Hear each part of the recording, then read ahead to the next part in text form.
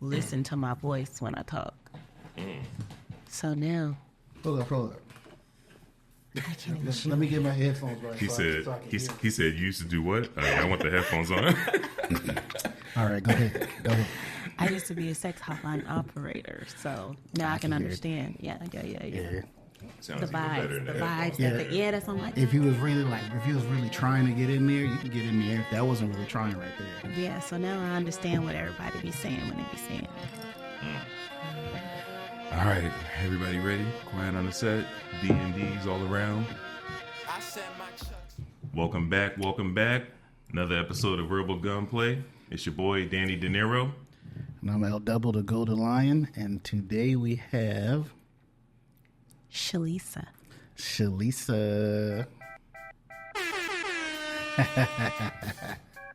All right now. Just getting that to the group. Let's go. So, Shalisa, tell us about yourself. So, it's so many things about me to know. However, in short form, my name is Shalisa, a.k.a. Sweet Peaches, a.k.a. Tax Fairy, depending on the day, depending on the time, and depending on where we're at.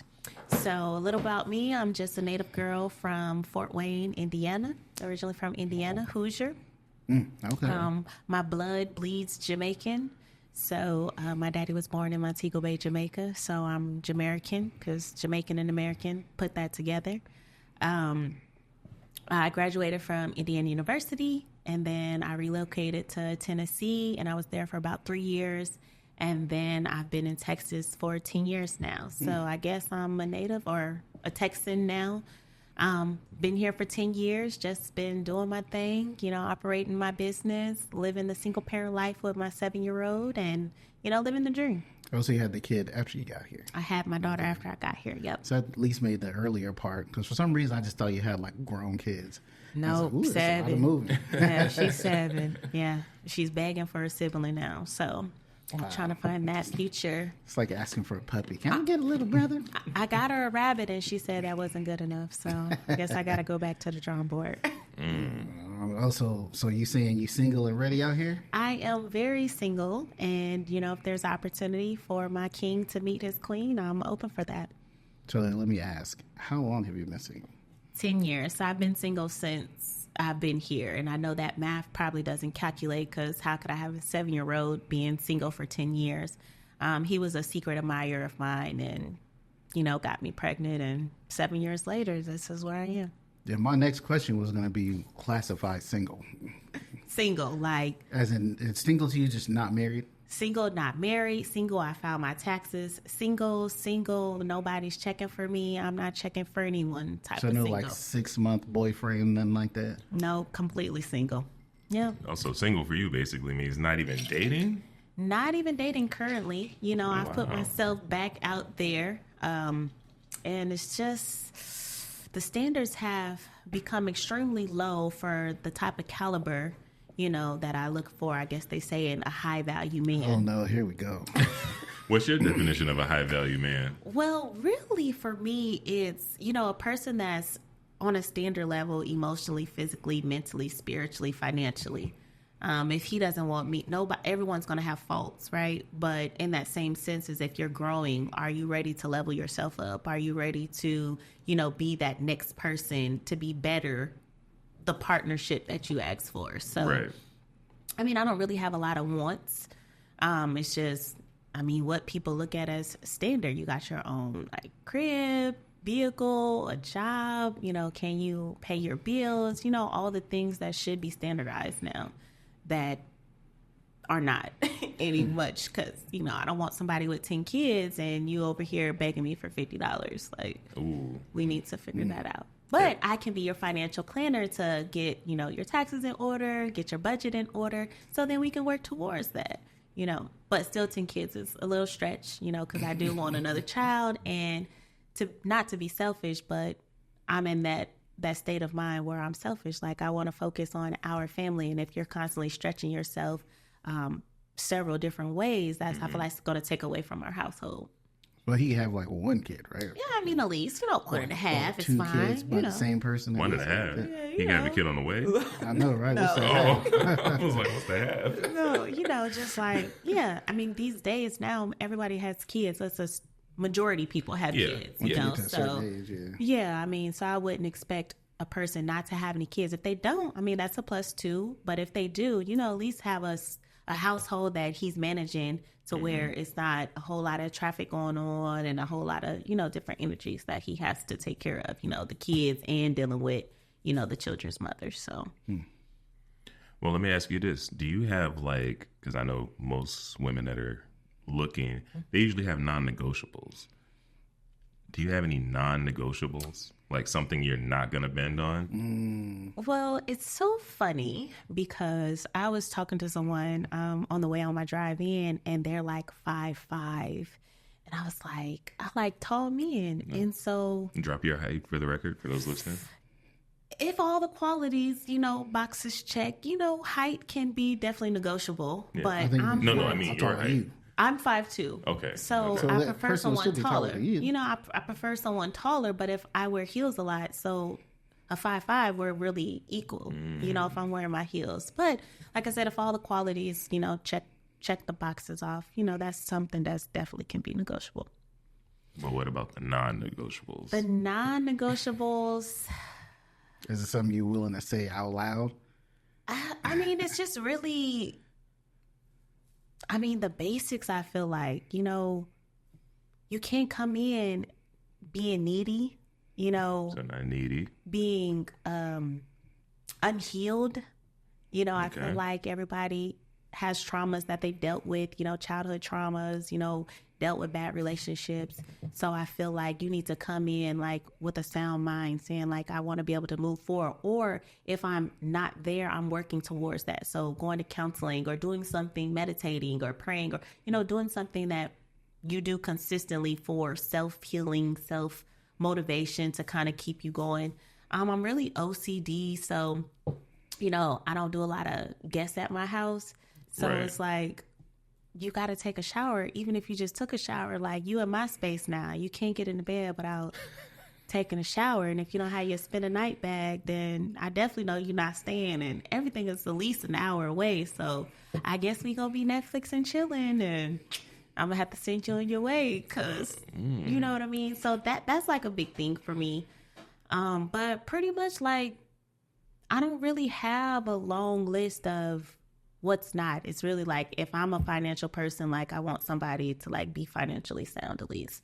Gotcha. Have a type of budget or just have something that we're not on the living the paycheck anymore. Gotcha. Like we're a lot, Gotcha. we're old for So that. is there a dollar amount that the person has? No, not necessarily. Like you do what you do with your funds. I mean, I was definitely back in the day a paycheck to paycheck, liver, and I know what it feels like to have to live that way.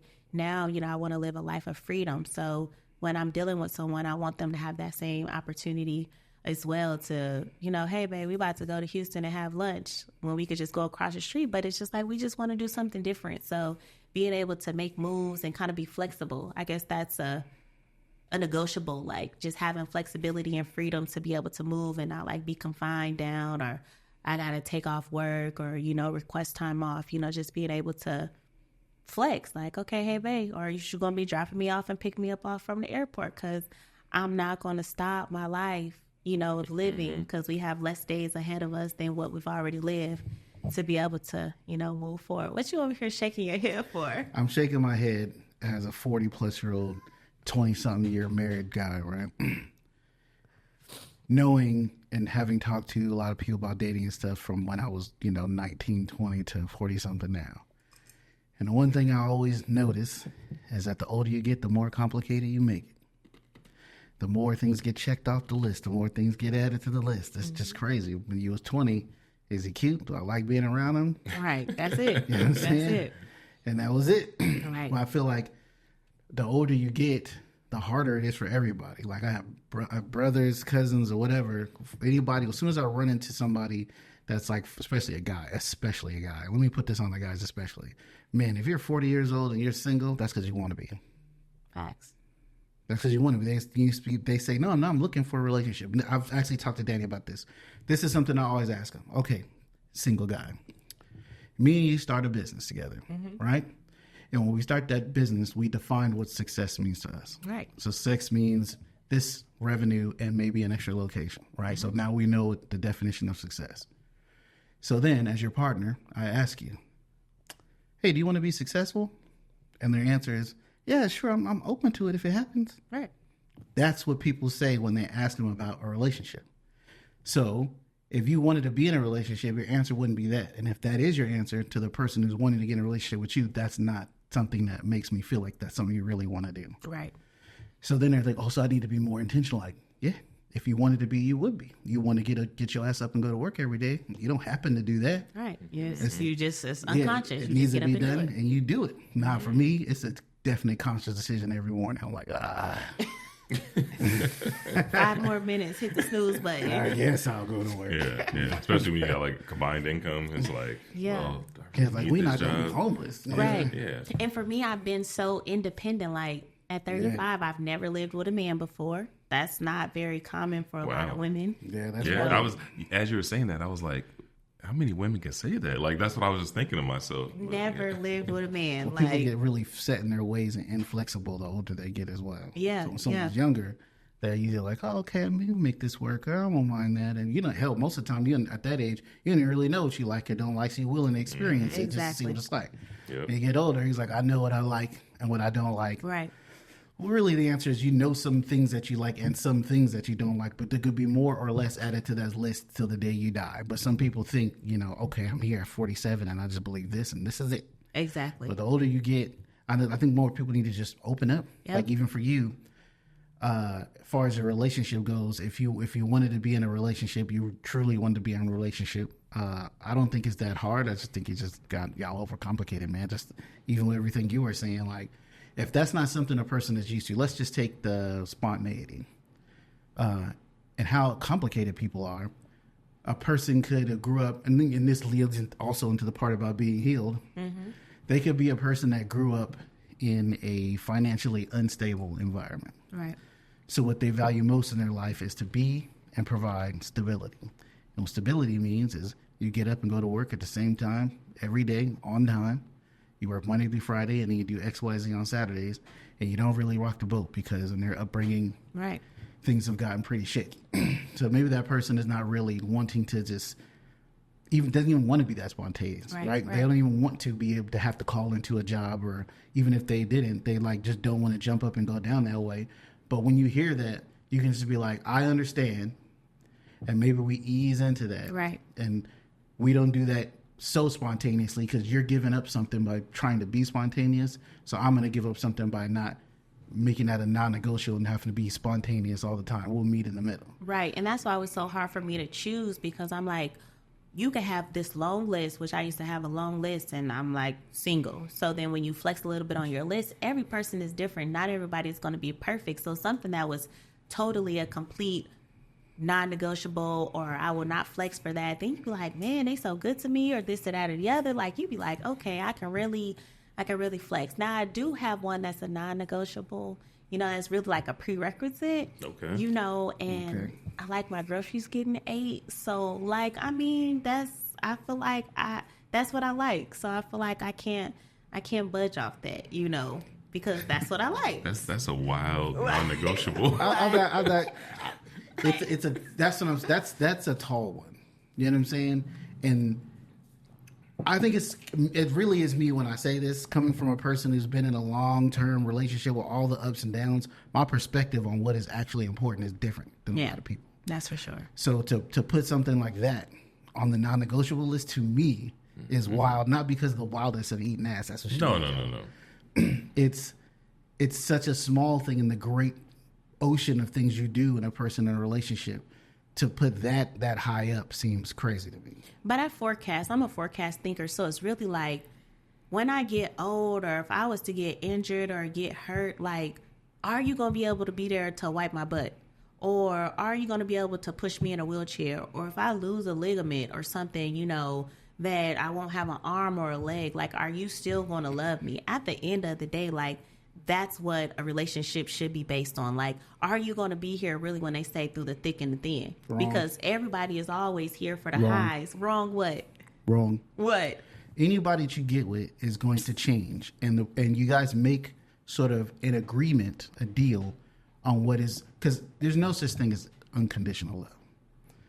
So if my condition is, and I don't know if you, because some people you don't know until you get into it. Right. But to say, I want somebody, okay, say you want somebody is okay. But you think someone should be there for you when you make a major physical change to yourself.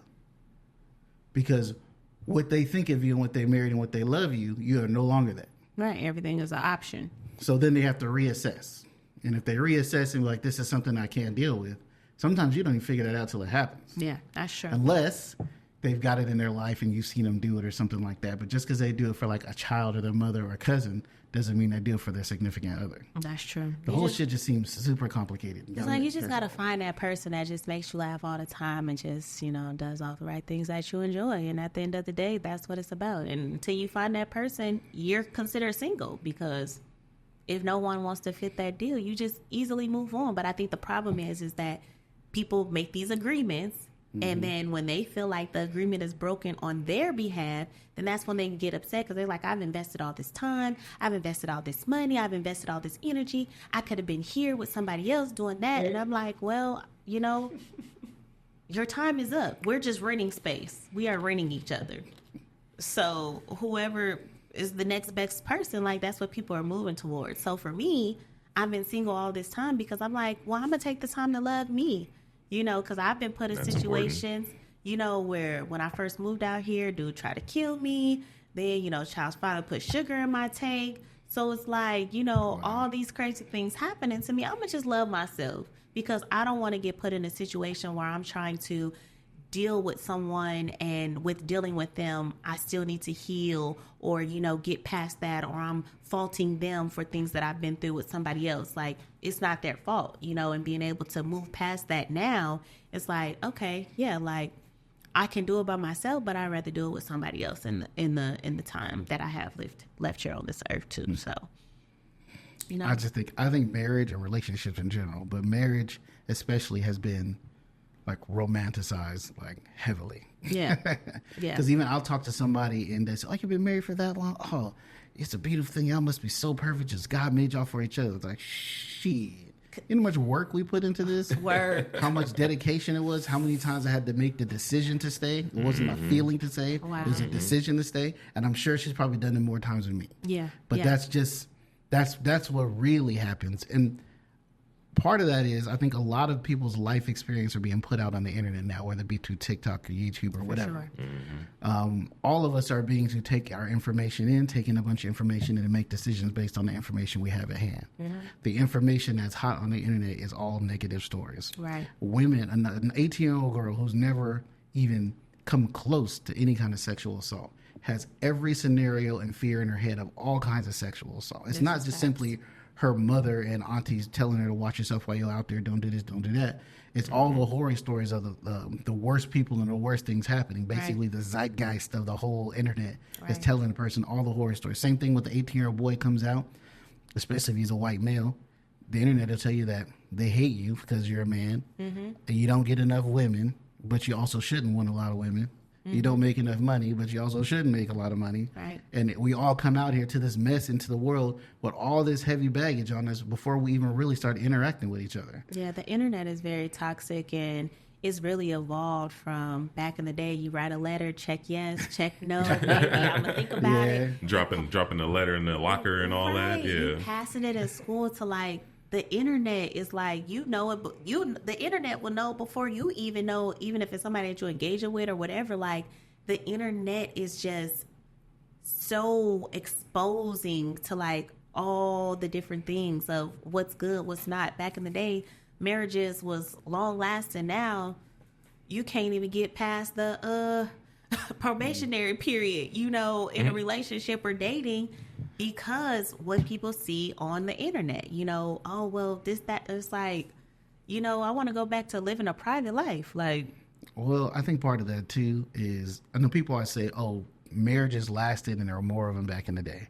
I think most of that is because marriage was an agreement, damn near survival tactic for not even damn near it was. Yeah. Their kingdoms were made and marrying their kids together. Like marriage had this like function, almost like a lock and key kind of thing. Mm-hmm. But now it's romanticized to be someone you love and choose to spend the rest of your life with, which I think we're overplaying how many people choose to be with the person they married. They got married to who was in the neighborhood or who would take their ass or, who their parents set up or whatever, because they felt like they had to get married because that was the recipe. Graduate high school, get married, have a family, and come home, build something together, dedicate to your community. Now, that whole thing is kind of like, you know what? And both sides, men and women, we don't really got to do that. Like, we can just, get together when we get together, and then that's it.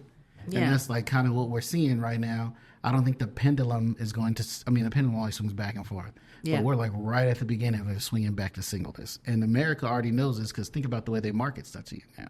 They don't show, like, a whole lot of families sitting in the park enjoying something. So, it's get out there, have fun, be selfish, all that kind of stuff. They're already changing the economy to cater to the single economy. Right. They got women, proposing to men. That's it's just crazy. I'm sorry. Maybe that's old school. But I see that's like that's super crazy. Wait. So what's wrong with that? Like my knees that's super crazy on the ground, and that's just. When people say masculine energy, I feel like that's masculine energy right there. Who would they say? You are the catch, or the chosen one, or whatever. Mm-hmm. I'm the catch. The prize. Oh, you know how I feel about the prize. Yeah, I'll go ahead and say what you're gonna say. I'll give you my take on the prize in a minute. Yeah. No, what I was gonna say was, maybe some of these people are just eager, so they don't even want to wait for the man to propose, and they're just like, you know what? I've never found someone like this before in my life, and I just want to lock this up. Because that's what we do, right? When you find that woman that you just want to lock up, you present the question. So what if she's just like, man, he hasn't made that move yet, but I don't want to risk missing out on this. The fact that he hasn't made the move, that's the choice right there. Like, he's not ready, or that's not what he wants, or you're not the chosen one. So he's just buying that space, buying that time to when he feels like he's met the right one for him to say, because you see it all the time. Mm-hmm. You see people in these relationships. Oh, I wanted a baby. I wanted this. I want that. They leave that person next. Oh, was it you or the other person? But they got kids. They married. And then they'd be like, well, what was it about me that wasn't? And that's what they wanted so heavily. But then they move on to the next person and they create all that you wanted with the next person. So who's to look at? The woman or the man to determine, well... I think traditionally it just says that men are supposed to do that and women believe they're supposed to be... But then... Because then that's like, I want you to take my last name then. Yeah, but let's take it back. That's not happening. Hey, you know what? You love me so That's much. A good point. If she asks you, you got to take her last name. What's up? Listen, if your name's Whitney Houston, I'll take a Houston. Right. Like, what's up? Because I'm like... That's a no for me. Hard no. I can't do that one. I can't it's crazy looking at me too when I see it though. That's only because I still have that sort of traditionalist kind of style. I couldn't imagine. What was your point you're about? Because then he would need some diamonds like me. Like, I might as well take the band. Like, I just roll reverse. So you're not gonna get him like a 2-carat ring? Trading spaces. Like, no. Well. She said, well. I can't do that. She said, wait, you want me to get on my knees? Single. You want me to get on my knees and ask you to marry me? What? And you still want the baby to come out of me too? My shea butter gonna slide on whatever concrete we outside. I don't think that's gonna work. So ultimately, you're ready to be in your soft girl life, I would imagine. I already am, but to be able to enjoy some time. Like, I'm trying to, before the end of my life, I definitely won't bend over on the balcony, vibes. And I want to do that with somebody in multiple places. So, you got to be married to do that. At now, you just need to make a commitment and saying we're exclusively dating at this point. Wow, fellas, that bar's low. I'm like, come on now. I was gonna say I heard about that going down on the first date. Like, they cutting up these days. You're right though. When we were younger, like, bent over the balcony was like seen as like a It's like winning the championship. Right. Like, it was like some levels to get there. Yeah, you're these right. days it's You're like, right. okay, boom. I'm like, all right, let's go book a flight for sure somewhere so I can see, how do you engage in public? How do you handle situations where we may be compromised with our safety? Are you really a provider? Are you really a protector? You know, going to the club, somebody offering to buy a drink, okay, that's like minute, that's little. Like, that's a situation that can be handled. But I need you to be like, show me. I'm a very action person. So don't tell me what you're going to do. Show me what you're going to do, because then I can have more validity if what you're really saying is a congruent to what you're doing. So are you either going to set y'all up to get robbed in the alley to see how it happens, or you actually get robbed in the alley. Now, if y'all get robbed in the alley, he just simply says, hey, give him everything you want, and he takes everything and runs. How you feel about that? I'm going to expect him, like, what you going to do? Like, you got to protect us. Aren't you supposed to protect him? Of course. I'm going to be right behind him. Let me tell you what protection is. A few years ago at a graduation, we were walking in the crowd after a graduation, my wife and 9 kids. This guy rushes through the crowd, bumps the shit out of my daughter. I snap. My wife sees the snap in my eyes before it happens, grabs me and says, no, let it go, it's okay. That's protection. You just want somebody to go off and get hurt or get beat up or commit violence on somebody else. My wife could have stood back and let me beat this guy's ass on some weirdo, ooh, I like him when they beat him up type shit. But the opposite could have happened, because he could have had 3-4 niggas right behind him, and then I got my guts stomped out. So to keep anything from happening and we just be cool, she stopped me from acting a fool. That was her giving me protection. Yeah, so when I say when you protect, if he says, because I'm sure he's doing it for peace, so everyone walks away, all that physical shit can be replaced. Let him take everything and go and make sure you're safe, because him booking up on you could get you both shot. So if him attacking that guy is definitely not the thing to keep y'all safe. Yeah, violence but is you shouldn't want answer. him to do that, because then he could get hurt. That would be you protecting him, even if it's from himself, if he one of them dudes. Like at my house, my family protects me from stuff because they don't tell me certain shit because they don't want to trip. Right.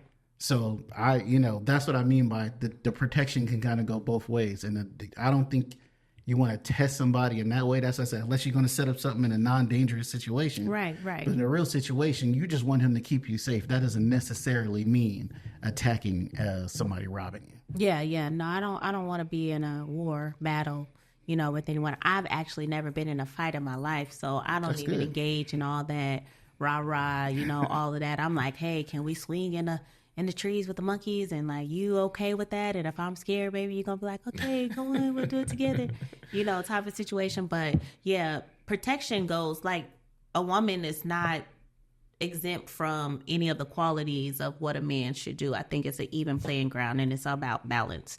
If you have the balance, okay, baby, when you're strong in this, then I can be able to be relaxed in that. If I'm low in this, then I want you to be able to pick up, where I slack. So it's a give situation. What about if you're both bad at it, but one of you is slightly better than the other, but you're both bad at it? So then we need to practice on working on our skill sets to be able to be great, so one can be greater. I'll tell you what really happens. Most of the time, it doesn't work. The person who's slightly better than the other one, even if you're both bad, is the one who usually winds up doing it, and you just got to take that. Mm-hmm. That's facts. Neither of you are trying to up your game up in this particular thing, in the grand, again, ocean of things you have to deal with in a relationship. So this person deals with it, even though they hate it, but they're still better than the other partner. Right. But I think a lot of situations now, it's about competition. Like, if we're supposed to be working as a team, why are you trying to compete with me? Like, we're both supposed to be striving for the same thing. So, like, even in my dating practice, I don't care what your favorite color is anymore.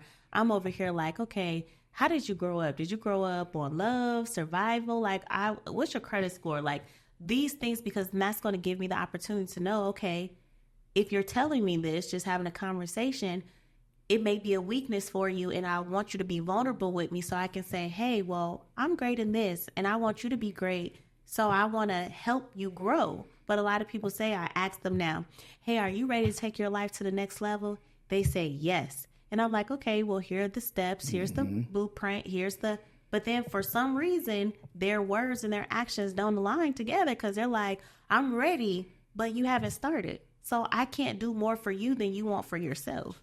So, okay, go with God, and I gotta move on. Like, everything is a time. Time waits for no one. So people can't expect people to be there. Okay, hey, I'm not ready for a relationship. Like, most of the time, pop-pops are attracted to me. You know, the Pop-pops. Yeah, like the 50 up club. And I'll be like, well, I want another child, right? They're like, well, I don't want more kids. And I'm like, well, I don't want you to take that opportunity away from me because that's what I want. And you're like, well, I'm trying to live my life. I'm like, well, I'm doing that now. Like, I'm living my life now. So I'm not understanding. I'm like, there's nothing against you, but that's just what I want. You know, that's what I want. That's my preference. So again, you're a great person, but I'm not going to be sacrificing something that I want because that's not you want, just because you have all these great qualities. I've done it many times, and so has my wife.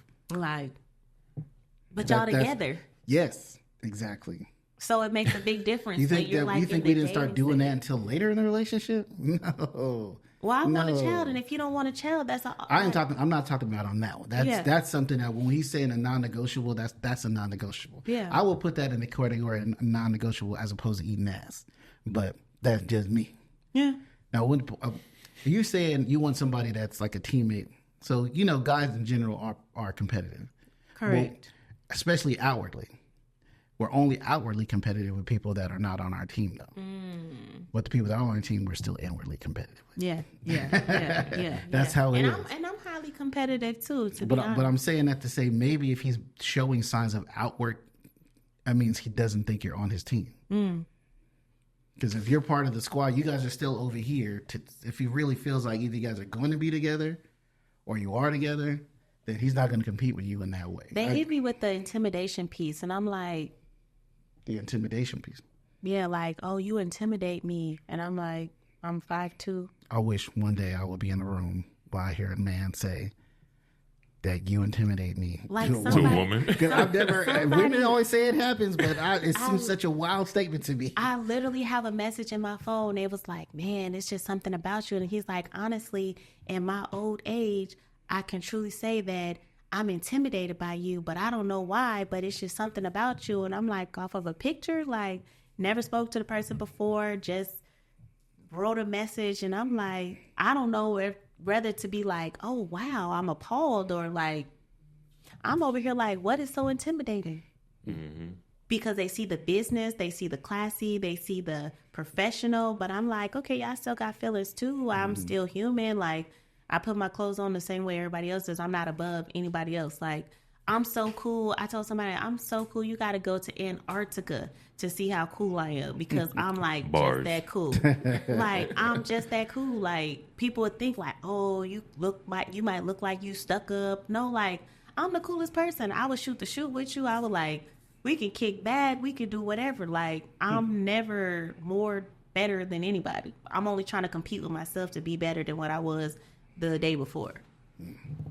But a lot of people look like, oh yeah, you. I'm like, okay, yeah, I'm cool too. I've been there. Like, grew up in the hood. I still like peanut butter jelly sandwiches on one slice of bread type. You know what I mean? Like, damn, I ain't never had it that rough. Like mayonnaise sandwiches, like sugar sandwiches. Like, I did those, but the peanut butter jelly piece of bread. Take the edges off. Okay. That's one of those things that's like I refuse. Right. You know, I've had the others. Right. When I just can't do it. Like, they're supposed to be on two separate breads. No, I can't do it right. I don't want to do it. Just hold the nuts. I'm like, I like the smooth peanut butter. Yeah. Jiffy. I hate that that's like the perception though of like strong black woman. Yeah. That people crazy. will look at that and say, you're intimidating. So like, what do you're I say stuck after up. that? So it depends. It's almost like, so you what? don't even know the person, and he just put that on the page. You ignore that shit. How about this one? Run this. Messaged me and was like, I ain't got no money like you. I'm like, what? Do you know that person? Like, y'all dated? No.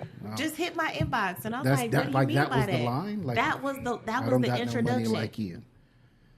talking about I ain't got it like you, and I'm like, niggas is sliding in the inbox talking about I'm a broke nigga. I think they just, I know, right? Maybe that was a conversation starter, but damn, that's so a wait, bad I was like, well, you know what? Stay focused. You know, you gonna make it. You know, Yeah. he's like, oh yeah, but I still like to get to know you, and I'm like, Oh, that was just his opening. I was like, you just said twice, I ain't got it like you, and I asked you what would make you say that, and he was like, I ain't balling like you, and I'm like, why would you say that? And he was like, and I'm like, okay, well, hey, elevate yourself.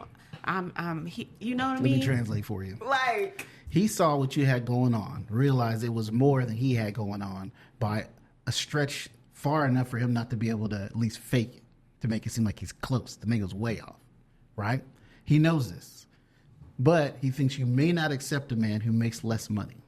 So rather than introducing himself as a person and maybe that getting into the conversation, he's trying to hedge his bets now. Like, how accepting is she of that I may make less money than him? That's what that was. Instead of just, shooting a shot like normal, you guys date, and then you find out, okay, he works at a warehouse making $40,000 a year, and he's good with that, and he ain't trying to do nothing but do that and ride motorcycles on the weekend.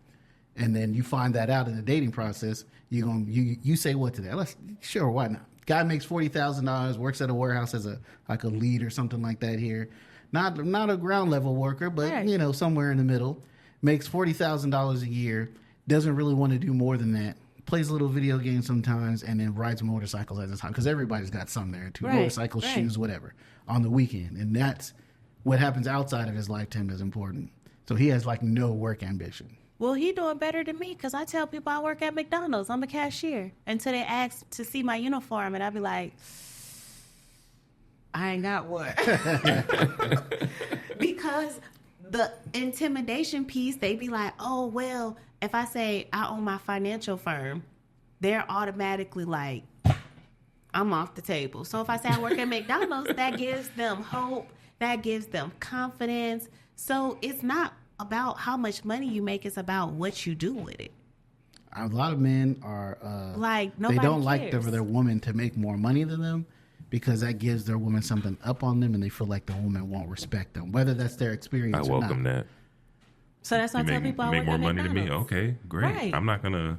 You gonna be my sugar mama. I'm not gonna cower. Yeah, that's not all men, but no, I'm not looking at her to men. be my sugar mama. I'm just saying I'm not gonna be scared of that. Right. All I'm looking at it is we both make a lot of money now. What's up? Right. But people look at that so that's what I'm saying. I have to lessen myself off. But you're a guy, man. I'm telling you. What's that mean? Wait, I did say that. Okay, yeah, but yeah, but crazy. you also, but Daddy, his nigga different. Okay, this nigga different. I'm just saying, most men, that's how they feel about it. And the funny shit is, that's the truth. That's what I say. This nigga, he's different. This nigga's different. That'd be crazy, because when I tell them I work at McDonald's, they be like, that's cool. At least you working and you ain't gotta be begging me for nothing. I don't never because they shun down she on nobody. Definitely makes less money than me. Right. I don't never shun down on nobody because they're like, oh, okay, yeah, I work at the warehouse, or I, work for Uber or Lyft. Everybody gotta get it. I get it. I'm about to start selling my toes now that I got a new foot. So, hey, we all trying to make it. You scared me for a second. I didn't know where you was going. How you open that I started up. selling my toes before. I was like, where's this going? we all trying to make it make sense. But the more money that you do have offers more freedom and flexibility. Mm-hmm. So when someone says, okay, I work at the warehouse or whatever, that just translates that, hey, I may not be able to have the freedom and flexibility to go on flights or do this, but, we can go for ice cream cones. We can have a picnic at the park. I'm cool with that. We can do a planned 1 week trip so I can put in for PTO. Right. It's all about dealing with someone, accepting flaws and all, and kind of growing from that. I think people think, oh, a woman makes all this money. Okay, yeah, we still have all the needs that everybody else does. Let me tell you what the problem is, because I'm not going to say it's your problem, because it's not your problem. Okay. The problem is that there's just so many guys who either by hearing it from their relatives or from the internet that somehow any woman that makes more money than you is automatically going to disrespect you and devalue you. Yeah, I already think that's a false statement. And that's definitely false. Meet me, and there are some women that will do that. They will, but most I wouldn't even say it's most. Probably let's just even go 50-50 might do that. You know what I'm saying? But they can't get over that fact, because even if you're not doing anything and they're insecure about that, you know how insecurities work. So you can be just doing what you normally do. And let's say, for instance, you got it and he was like, yeah, you know what, let's go down to Houston. I want to hit this donut shop that I really love down there. He can't do it. He got to work on a Saturday overtime or something like that. And you, not even tripping, are like, oh, okay, well, yeah, we can just do it next week, or we can just plan it, because you're trying to work with him to make this thing happen. In his head, oh, she's looking down. That's what she said. That's because I can't just go anywhere. She make more money because she could just go down. That's what's going on in his head. No, it'd be crazy because I'm like the best hype person. I'd be like, man, you look good today. That's what I'm saying. It's not your fault. You didn't do nothing wrong in that scenario. It's his insecurities.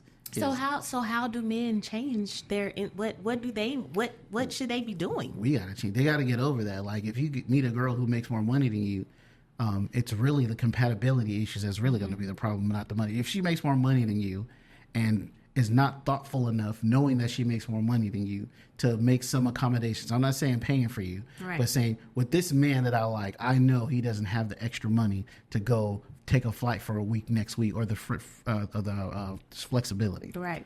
So I'm not going to ask that of him. You know what I'm saying? But they just don't. They won't. They think you won't do that. And like, the thing for me is, like, I had to realize I have to see people for their reality versus the potential, because I always think, man, they have so much potential. Like, I know we've all had a rough patch. They're in a rough patch right now. They just dealt with someone that didn't motivate them or didn't encourage them. Like, I'm that person. I'm the encourager. I'm the motivator. Like, I'm the person, like, you're going to go to the top even if you're at the bottom right now. But again, they're like, man, it'd be like too fast for them or something. Like, I don't know what, like, they just get like stuck. Is it like financial changes? Or just like the elevation, because they're like, I've never had anybody like this. Like again, all these are scenarios that I've had. So what does elevation mean? Just getting to the next level, whether it's mentally, emotionally, physically, like just getting to the next level. If you're on step 1, we're trying to go to step 10. How do you get from step 1 to step 10 with a smooth transition? And I got stories for days. But those are like floaty, non-definable terms, right? Let's get to the next level. Let's elevate. That can mean anything, right? And what's the measurement for that? And I'm saying those conversations need to be had in that kind of detail before you even ask them. Right. So then, if it's financial, okay, hey, let's restore your credit. Let's get your taxes filed. Let's get you some credit established. Like, if it's financial, okay, hey, oh, you say somebody, oh, I want to work out. Okay, start drinking water. Like, do the things that are tangible to you before you say, well, I can't budget for a membership. Okay, well, maybe one of our dates, we need to take a walk in the park. So we're spending quality time together. We're doing what you said you wanted to make change of, and you're actually working towards your goal. So whatever, everybody thinks something is equal to money. Like, you can do all the things without money, to where, hey, Groupon. People like, oh, yeah, somebody paid on Cash App. Yeah, somebody sent me some money on Cash App before using my money. I'm going to use the free money versus using my money. Like, it's just like people make things like, more. I don't care. Groupon, we can get a coupon. Like nothing. You know, it reminds me of what I said. Remember that quote I told you about my dad that you love? Yeah. Was, if the first thing out of your mouth is what you won't do to get something, you don't want it.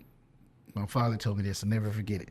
Meaning, I want to do financial planning, but I don't want to say, like, as soon as you hit them with the butt shit after, they don't really want, they like, you can almost guarantee. Right. So sometimes you ask people, do you want something? It's like, would you like to have it if it was just put in your hand and made easy? Right. The answer would be yes. Are you willing to grind and do the work? Which again, I think we're just using the financial thing because that's more solidified, less than like feelings or whatever can be anywhere.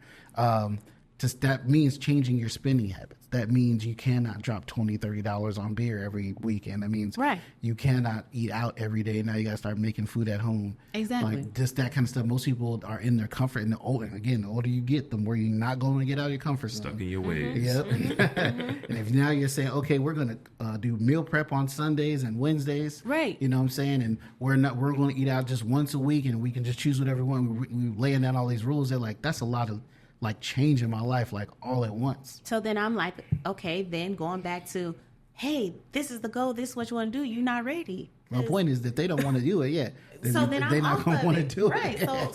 So I used to stress myself out because I'd be like, man, I want more than you want for yourself. And I'd be like, man, I don't understand. And I'd be like, Why? Once I released that, once I let that go, I gave you the rule book, I gave you the tools, I gave you the blueprint. If you don't want to make that change for yourself, then there's nothing that I can do to help you, because I helped you. Like, if I want a partner, I want a partner. I don't want to be your mother. You know what I mean? And I'm like somebody was like, yeah, I've never had my parents love me. You know, how can you help me love? Well, first you have to love yourself. First you have to be so in love with you so that when they have the 6 feet social distancing, that means your aura. So when someone sees you, when you come into their aura or they come into your aura, whatever you have internally will radiate who you truly are, your most authentic self, because that's your distance.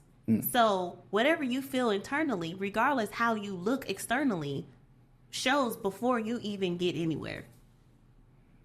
And that goes back to everybody does all this Facebook talking, rapping, and capping. I'm like, but this is me in real life.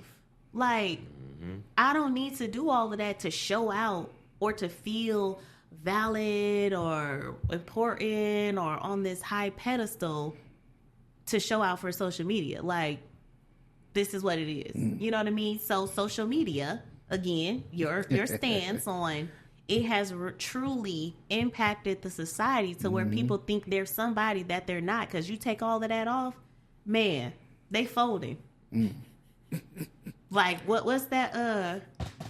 When you be in the room, 48 hours. When they put you in the room, getting interrogated, and they just flip. They fold. He was like, "Dang, I thought you was big dog. You over here, meow." Like, no, like. And so, how do we change the trajectory of people going back to their authentic self? Social media has all these filters, these like. I think a lot of people, and even at my age, I'm about to do this. I realize it myself.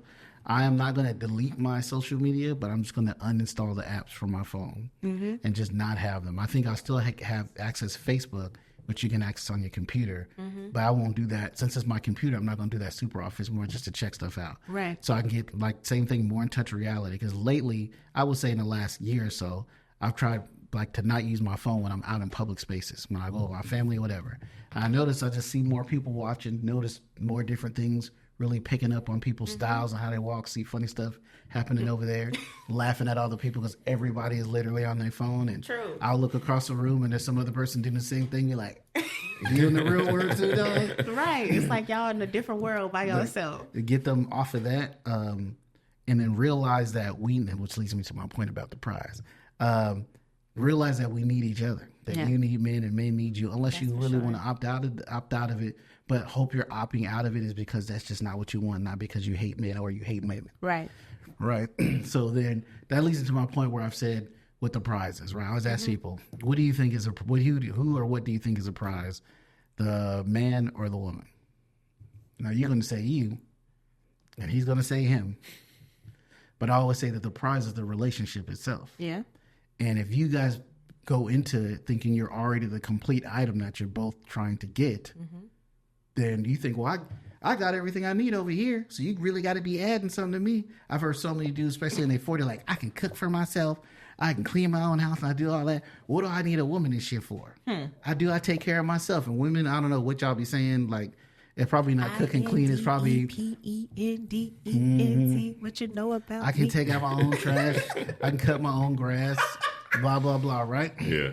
I'm sure that's what each side is saying. Right. And like, we don't need each other, but we do. And if I felt like if you just didn't want to be in a relationship, because we always knew that back in the 90s when I grew up, there are people who just wasn't in a relationship. That's just not what they wanted to do.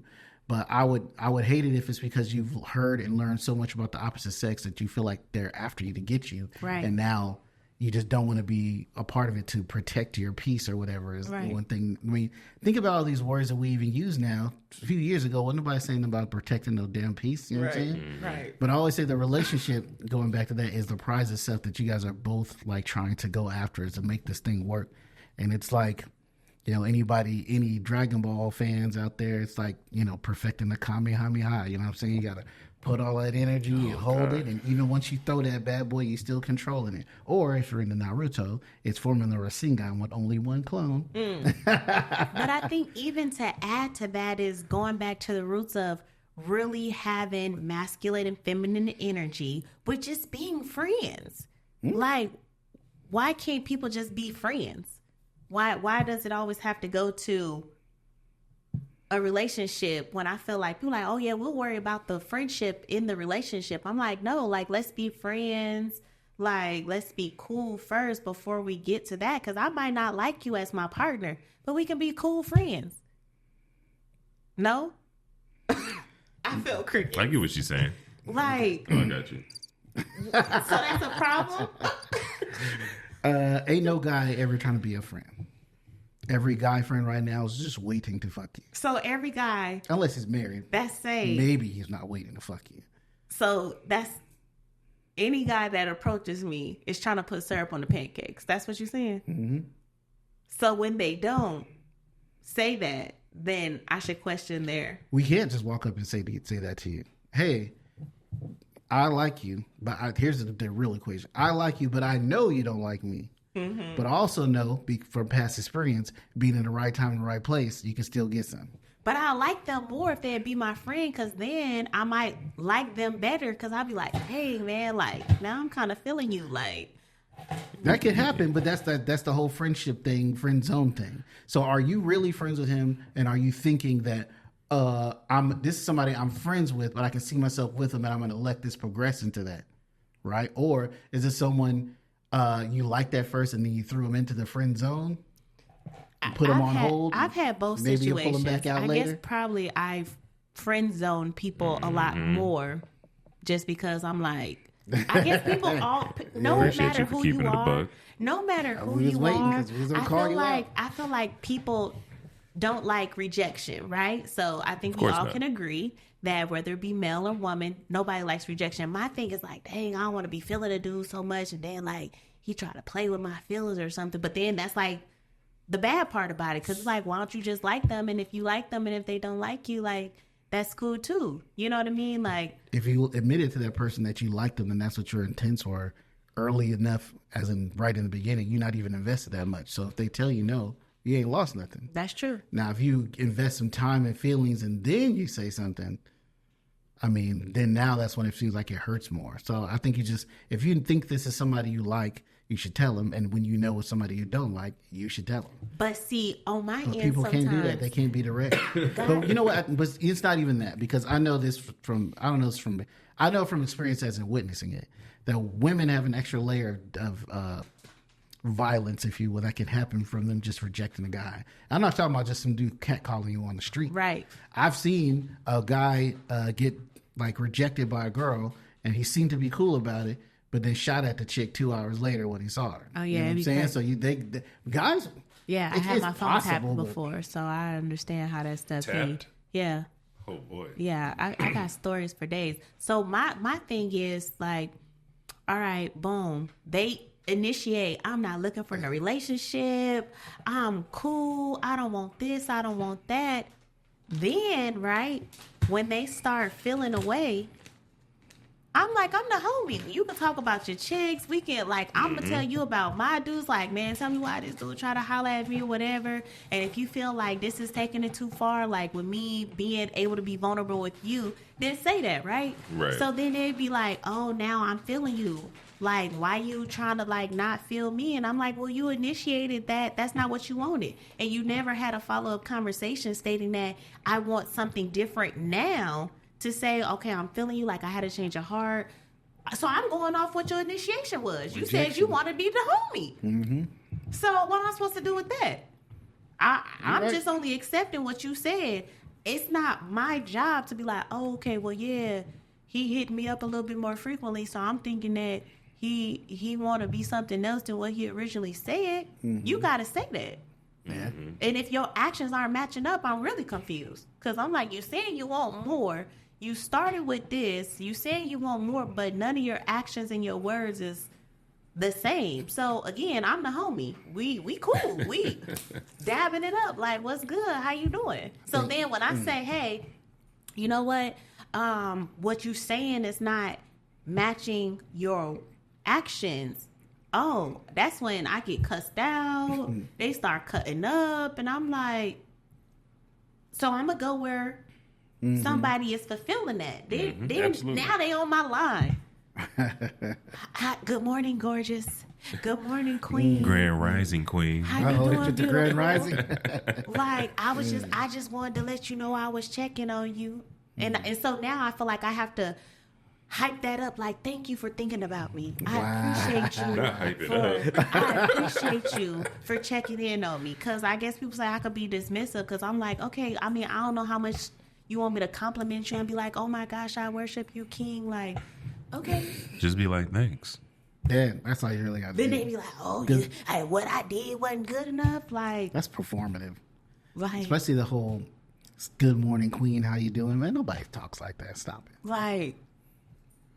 It's Grand Rising Queen till he got you in the bed. Then it's, hey, what's up? Right.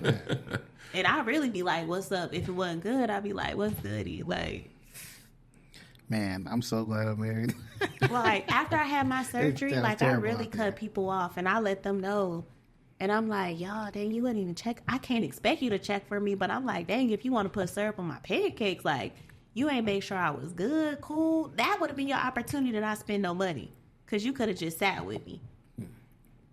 Hey, Yeah, you hospitals are good? gross, though. Like, I mean, I was at home by then. It was like in and out. Oh, okay. I was sat What kind down of for surgery you 30 had? days. I had foot surgery. So that's why I was like, okay. I need to gain this 25K back on my toes.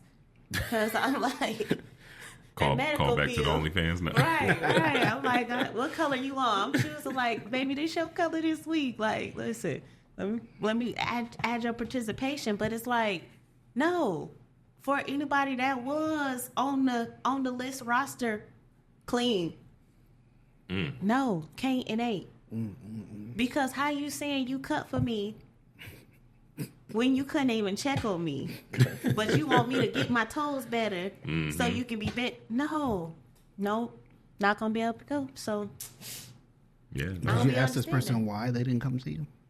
yeah, when I asked them, I'm like, dang, all they could say was sorry. There was no action behind it. It was I'm sorry. They listed of why they didn't perform. And this is when they say, hey, I'm going to check on you. I'm going to sit with you. I'm going to come be with you, after your surgery. And then to top it off, my birthday was 3 days later. So even if it wasn't for the surgery, it was my birthday. Like, they ain't no happy birthday, no nothing.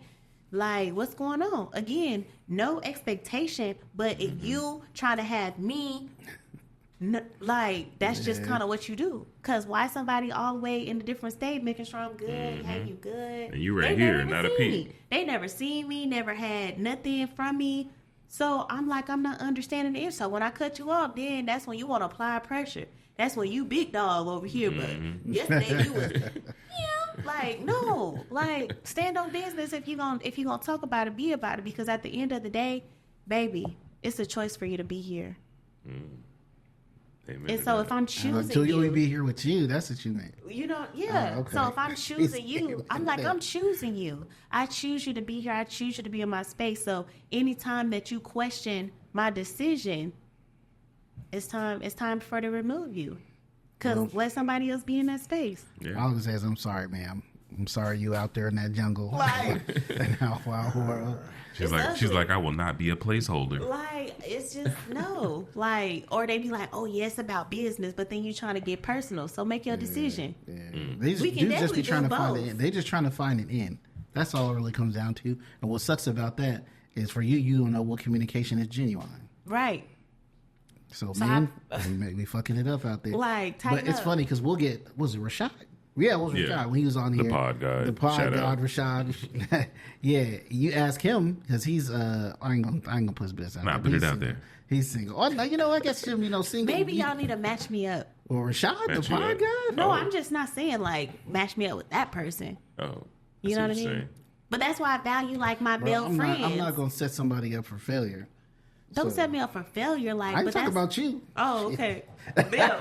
Yeah, gotta make sure that Right, but that's why I They ain't like value intimidated. male. Because I be like, what you think about this person? Like, do you think?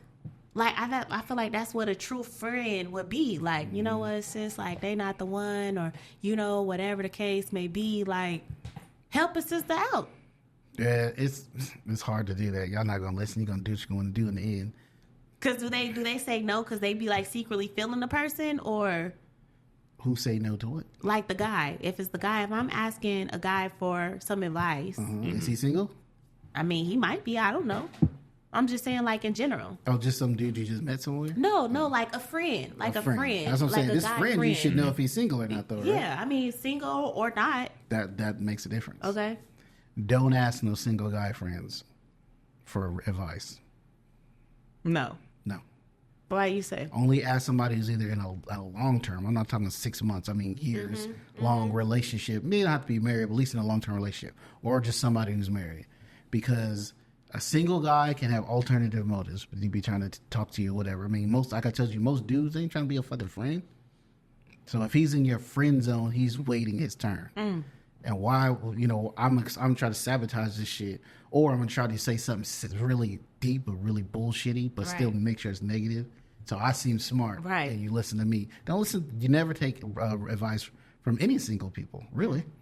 The thing that the fuck they was doing, they wouldn't be single either. Okay. Boom. But see, that be the thing. Like when you say, "Okay, F it, I'm gonna let this person make it," and then they fumble. How do you fumble after you done chased me all this time and I done finally gave you the opportunity, and now you like, oh well. Well, why do players fumble? Because they can't handle it. Oh God, stop! Right. No, but it's the truth. What do you mean by fumble? Like what? You done gave this drop the person ball. I know. I mean, but specific to the situation. Like they say, oh my goodness, I'm better than them. I'm the one. I'm the prize. Like I am the one for you. You wifey, you bae, you this, you that. Okay, you be like, you know what? You wasn't what I want, but you know what? I'm gonna give you a chance because I've known you longer, or whatever the case may be. And then they get you, and then they be like, it's like a tire going down quickly, like just flat.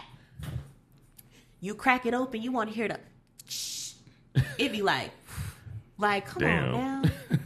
Like you said you was the one and you didn't chase me all this time and I let you make it and you literally tried to play in my face.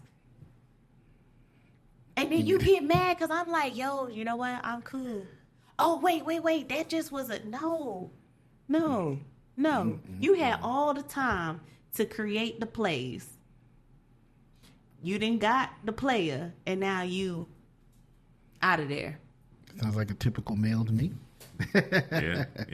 That means he's just trying to get in there and not say he was ever looking for a relationship.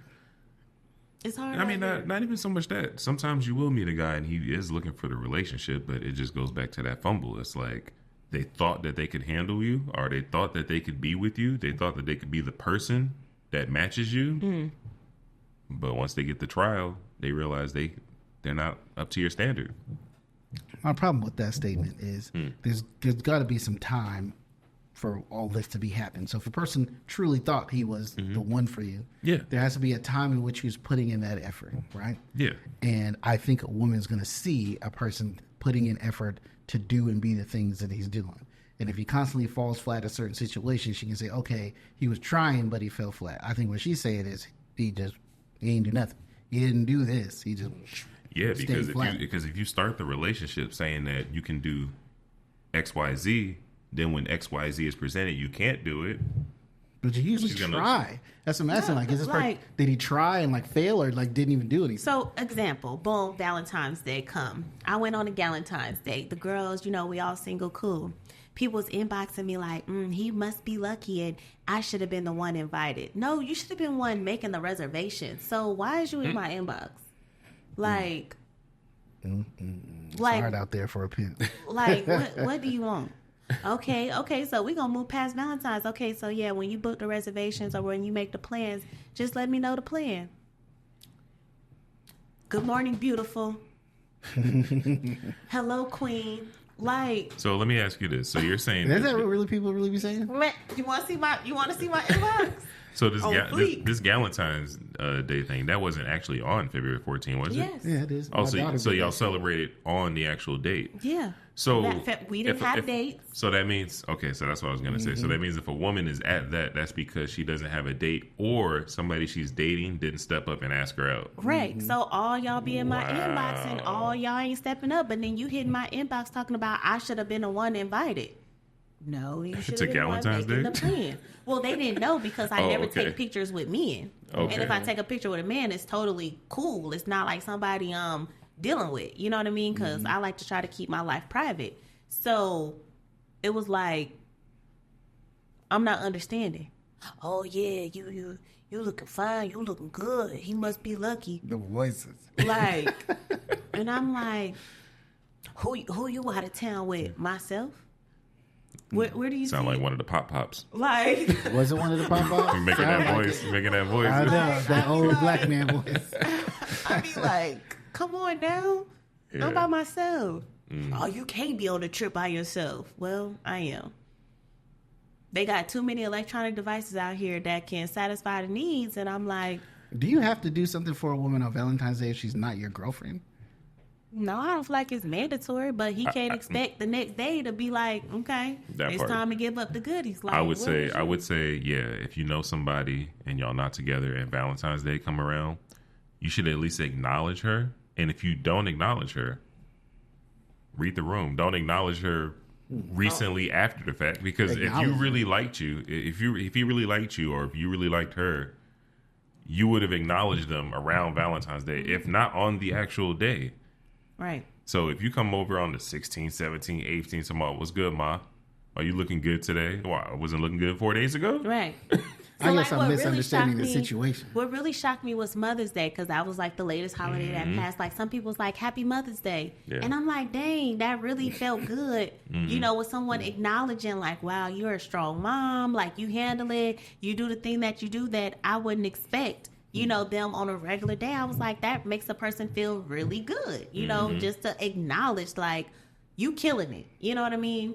So, and they're not, I mean, they may want to put syrup on the pancakes, you know, they may want to whatever, but at that moment, it was so sincere, you know, versus trying to follow up like, oh yeah, Happy Mother's Day, but you know, when I'm gonna get to see you, you know what I mean? It was just a Happy Mother's Day. I'm like, and I say, oh my gosh, thank you, that made my day. You know what I mean? It's like the small things. I think people think like, it's the large things. No, it's like the simplistic things that really make a person like, wow, they was thinking about me. Like, man, like that makes me feel really good versus like today, this morning, boom. Ooh, stories. Because I for got days. stories. Somebody was like, oh yeah, I got to go to work. And I was like, okay, cool. And I was like, okay, I see you, big money. And I was like, let me hold some. They was like, how much? And I was like, $5. They was like, Cash App, ? I was like, boom, yeah, I got that. The ching ching, I was like, dang, they sent that $5. I was like, now I can go get a coffee this morning.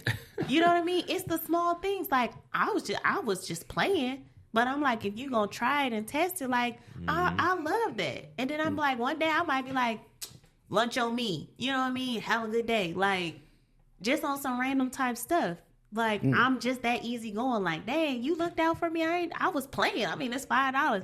You can't go far with $5 these days. Candy bar, $4.99. You like, dang, it got smaller, but you want more money. You said coffee. I was like, where you get the $5 coffee? You Right, just because $7, $8. it definitely was about a $20 deal. But it was the fact that, you I know, got you. It's just the gesture. it was the gesture. You know, like, dang, thank you. You was standing on business because I was just playing. But, you know, I made him feel like big dog. Like, and then I showed my bag like, ooh, I got my Starbucks, knowing that nothing in this bag is $5. $5, but But yeah. it was like the fact, like, you know, hey, no problem, you welcome, and go on.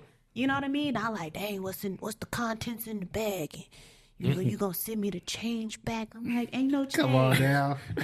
Ain't no change. Thank you. Send me back to change. Oh my God. Like, ain't no change. You know, so it's like, I don't know. People make things harder than what it is, but it's really the thought that counts. It could be a handwritten note, you know, hey, have a good day. You know, my daughter, she's like, Mommy, can you write something on the note for when I take my lunch that she can read it, you know? So it's the same note in there saying, every morning I kiss her when I walk her to school, I kiss her on the forehead and I say, be a leader. So when she wanted me to write that note in there, regardless if it got a stain on it now, it's, oh, she's going to read that and know, like, and I say, love, Mom. Like, for whatever reason, she needed that. And so she keeps it in her lunchbox. Every time she packs her lunch, she can go to it. Like, that's the same energy that adults want too. It's about the appreciation. It can be the smallest thing. You know what I mean? And what I also realize is don't feed your love language. You need to feed their love language. A lot of people always want to, oh God, you know, here we go. Oh, what's your love language? My love language is gifts and acts of service. So it could be combined in one. Hey, I need my car wash. So you went to go get my car wash. That's the gift and the act of service. Okay. Why I got to be so hard? But I feel like I'm all of them at any given time. And it could change based off the person that I'm dealing with, too. I don't even know them all. What are they? Acts of service, gifts, affirmations, quality time, and physical touch. What's yours? In order? On physical touch. Your physical touch? Mm-hmm. So that means you got to spend quality time with a person to get physical touch. Mm-hmm. You can't not see them. No, I'm acts of service, quality time, physical touch. Okay. Physical touch is last. Yeah. See, we all love them at any given time. Like, I love my massages, but I've realized that, okay, I'd rather pay for it than having someone be like, ooh, I want to touch on you, and then you trying to put syrup on the pancakes, or it's getting further than what you want. Syrup on the pancakes. Yeah, or it's going further than you want. So if I'm exchanging money, that is a business transaction. No matter if it's a male or a woman doing the job. Mm-hmm. So once it gets past that, then people be trying to lead the other way. Well, like, oh, I could do that for you. No, I'd rather pay for it because I know where you're going to try to be. And if I'm not on that, hey, that's what it is. You know what I mean? So it just depends. You know, life is life. And there's no way in hell she's full on married with a family, or she's definitely at least not single. Or if she's not single, she got so many options. I may not compare to whatever option. Right, but I be feeling like you got to be your best cheerleader. Why are you worried about them? Worry about yourself. And I tell you, men are competitors, especially people that aren't on our team. You need to be the one that's talking about put me in the game, coach, not worry about what the next nigga doing. And we can assess whether or not we're going to be successful in that endeavor. Because even if somebody is, you need to top them. So if you ain't doing nothing, you just taking up space. A man can't top another man. You are who you are, and that's it. So when you say I need to top them, if I'm not already better than them, then that's it. I have to check back out. Just like a credit score. Your credit score ain't good right now. You got to wait till it goes up. Because your score is what it is right now. And that's the same thing with him. You can't top. That's like asking somebody what, again, you're talking about credit, 600 credit score, top to 700. You're not going to top it. You're just a 600. And I'll be like, let's work on it. I don't be trying to do that. Nah, they're intimidated. And everything, because of the internet, like we said, is all from the outside, all this stuff. If you, for instance, were part of, kickboxing group, they go kickboxing every weekend, and you meet a guy in the kickboxing group, he thinks you're cute or whatever, but he ain't trying to talk to you, he don't need to. He's definitely going to see you next week. Right. So it's like, much like school, right? You guys start to see each other, you get to know each other. All this outside shit, all these traps you normally lead somebody, all these hurdles you usually throw in front of people before they can even talk to you aren't even there. But I really be setting people up like, I'm just saying, just on my social media, they seeing what I like. I'm saying, I love this. I love that. Meet more people in real situations, in social situations, and it won't hurt as much. Yeah. I think I hide a lot too, because I'm like, I breastfed my daughter for 3 years. So it's like, unless you want some of this milk, I don't know what I got for you. So I'm like, and then it was the pandemic. Oh, what are you talking about? You breastfed your kid for three years, other than that being a little weird with this big ass kid. Hard to date because I'm like, I got milk and. Oh, but your kid's 7 now, so that's not a factor anymore. Then it was the pandemic, so that's what I'm saying. Like now, then I focused on my business. So it's like, I wasn't ever going anywhere because I'm like, okay, I got to pay for it. Before I walk out the door, I got a cost. I got to pay somebody to keep my daughter. Mm-hmm. You don't have to do that now? Yeah, okay. That's still because, her daddy be hating on me. So I didn't have to block him, and he's sending me cash apps. Like, damn. I need to write a book. Yeah. Because I got stories for days. Just so y'all know, even though we ain't have our headphones on, that's all recorded. Yeah, so we've been live this whole case time. y'all ain't know, we back. The bloopers. Y'all caught all the bloopers. But they need facts, though, because I ain't got a reason to lie about nothing to nobody. Well, while we're getting off of relationships, let's talk about the bad relationship that's in the air right now. Oh. So, as I'm sure most of you guys know by now, did he do it? We know he did. I mean, didn't we know he did before, though? Well, I mean, she had the write-up and everything, but we all kind of just dismissed it because, like everything, seeing is believing. I think once the undoubted proof is there, that takes away all the, oh, she did this for money, and she's tripping, and I'd kill to be in that position, I don't say we dismissed it.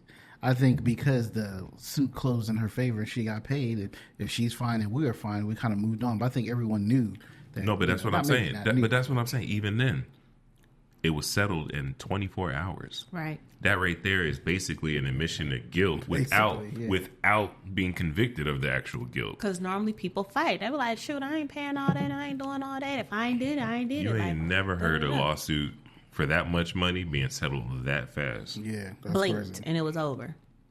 And then it was like, okay, let's go on to the next thing. Okay, now we have the elections coming up. Who are you going to vote for? And it was like everything is always meant to be swept under the rug from childhood to adult, especially in Black families. Oh, yeah, you don't tell business outside our house. You don't ask to seek help. You don't say nothing. Swept under the rug. So then people live with all these secrets and skeletons, in their life. They bring that into relationships. Then as soon as something doesn't go their way, they spaz out. And then it results to all this domestic violence, all this crazy stuff in relationships going on. Nobody wants to believe when a woman is domestically violent. Nobody wants to definitely believe when a man is domestically violent, because these women sometimes be hitting up on these men. Mm-hmm. I done heard some stories, and I'm like, she did what? Yeah. Well, I mean, when they all met, though, she was in a relationship. She was with Ryan Leslie, and then she met Diddy, and he pulled her. Obviously it's like you got this guy that you probably knew since high school, but then you got this other guy that's shiny suit man dancing on the TV, driving the Bentleys, millions of dollars, living on all the acres. If you ask me, I think he pretty much snatched her at that young age, because I think she was like 18, 19 at the time. Something like that, yeah. And he just pretty much groomed her into that lifestyle where Definitely. I could imagine, because they say all these freak offs and whatnot. I can imagine that is probably what she was privy to within the first week or two of them being together. For sure. Mm-hmm. And at that point, it's probably more of a willing participation, just a sexual thing, and he worked it into, like you said, groomed. Groomed right in, and probably had her under the influence because she said that she was drugged and all that. I definitely think it was in the liquor, because literally when we go back to my child's father, how 2011 he was in my inbox and I didn't meet him to 2015, I would black out too off the Ciroc. Ooh. So I think it's definitely the ingredients. Oh, so you saying? Wait, hold on. Hold on. Piece that together. So you saying the Ciroc liquor?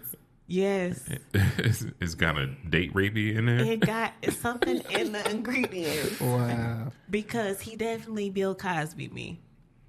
Yeah. Wow. It's in the ingredients. That's crazy. Yeah, that's real facts.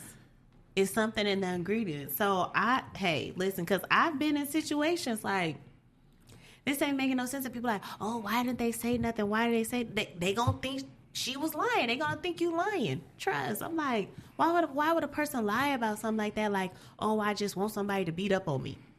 Yeah, I didn't think she was lying. I mean, she would have been asking for money. He damn sure would have paid it so fast. Well, in this case, we know that it really happened and she wasn't lying. However, we can't sit here and act like there aren't some evil people out there that would put that kind of smut on your name and they would lie. Facts. It has happened, and unfortunately, because that has happened, I think that's why most scenarios like this, we just don't believe them, because it's like you look at Diddy, what has he been involved in, like illegally, like arrest, no nothing, right? They do have the one thing from the 2000 where Shine shot up the club or whatever, pulled the gun out, but he wasn't, he might have got arrested, but Diddy wasn't convicted of anything, so. obviously when something of this magnitude comes out, we're going to be like, why would he do that now? He didn't do that in the first 20, 30 years of his career. That's true. Did y'all see his apology today? Yeah, I saw that. But it was like he was just like, I'm sorry. For what you saw in the video. He didn't say, hey, Cassie, I apologize. I'm sorry. That's what I'm like, man, these people be not genuine. Yeah. Like, you just saying sorry. Well, we also have a statement of him saying all these allegations are absolutely untrue lies. And it's disgusting. I would never do that. So which and one? Then turns out you did. And then notice in that apology, he kept apologizing for what was in the video. Did we not forget that the reason she was leaving is because he fucked her up before the damn video? So he even apologized for all of that. That was technically his second apology, though. His first apology was when he had got that Lifetime Achievement Award where he was on stage and he said, "Thank you, Cassie, for being there with me through the dark times." Oh.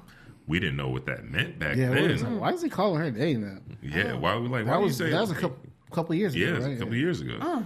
So they be telling on themselves. He was telling on him. He was telling on himself, but we just didn't know because we didn't have the proof.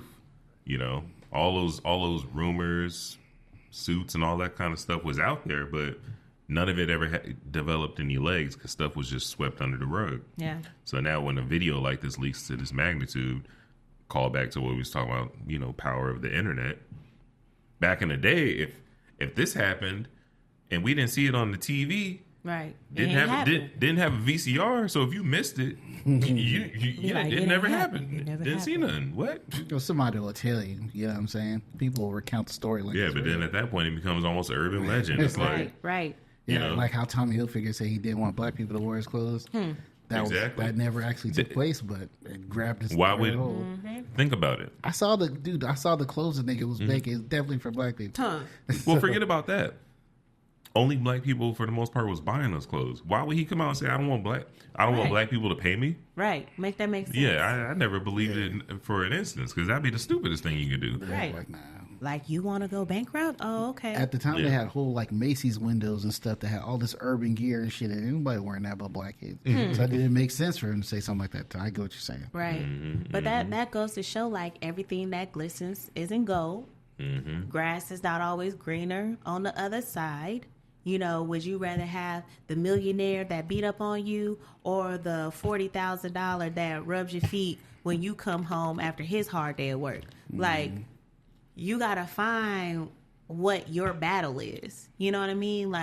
Money is the root to evil, literally. But money also gives you options to do what you want to do with it. Yeah. So when I went through my situation, when dude tried to kill me, had my phone tapped, put life insurance policy on me, I didn't know anybody in Texas. So I'm like, I didn't realize after the fact, his goal was to separate me from my family, get me here in a state where I don't know anybody because, I had long stem roses every week, chocolate, cards, trips. Everything that I could ask for. But was it worth it for me to lose my life just to say, oh, I'm dating someone? Just to say, because he gives me all these things. And then when it happened, you have to find the love again on that self-love, that self-respect to say, you know what? I've had enough. Because I'm not going to put myself in this situation to where I'm not going to be able to tell this story later on down the line. So I'm going to go. And then I have to realize and find a way to get all those luxuries that I had from him and find them on my own.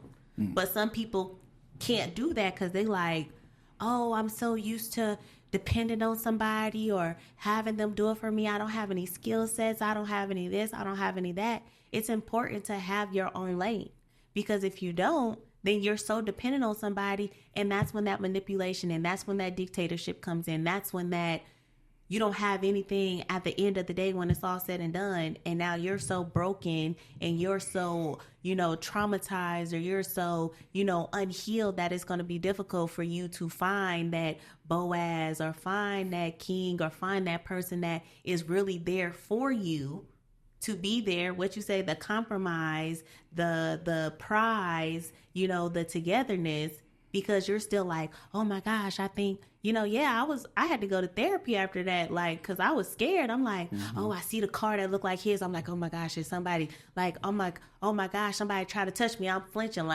so I know, I know what it feels like to be put in a situation like that. But then again, I had to find that peace within myself to say, you know what? hey, I'm not going to be of that. It happened. And I know the red flags to look out like, oh, okay, yeah, you this, you that, cool. Nope. And I haven't met 2 people further on down the line that had the same exact name as that person and I was like, okay, this is a new person. They're not, oh yeah, they was the same person, but I gave them the opportunity to show me that they was not the one for me. I just say, oh, and I told them, I was like, hey, yeah. I was in a situation. I led with that to say, hey, I need you to make me feel safe. So I don't look at you as the same person that did that to me because you have the same commonalities. So then once you did that, after I moved, past from that safety, when you violated that or you made me feel uncomfortable, that's when it was the opportunity for me to say, hey, this isn't for me. But a lot of people don't know how to defend themselves. Like I used to be very like, don't say anything, but now I'm like, okay, no. How you want me to say it? In a different language, loud, soft, write it, text it. If I'm not feeling comfortable in a situation, I'm not going to stay there just to say, oh, okay, well, yeah, that person just gives me the world. No, I'm out. So this happens on so many people like day-to-day life. Mm-hmm. And they stay because they're scared or, they don't have the self-confidence or I don't have anything past this person. Like, it's dictators out here. Yeah. So that's what we call him, Diddy the dictator? Diddy the dictator. That's pretty much what he is. Like, and and then they always want to play victim. Oh, this person made me do this. Like, how? How, Sway? How? Diddy ain't say that, did he? He say, she made me beat her ass. No. Him running down the hall with that towel on, like, bro, with your socks? Was you about to get dressed? Or was you, I'm just trying to figure out what... bare ass naked in the bed. Like... And he realized she was gone, and he ran down after her ass. Or maybe she tried to leave while he was in the shower, so he jumped out and grabbed the rag. Man, quick. Maybe that too, yeah.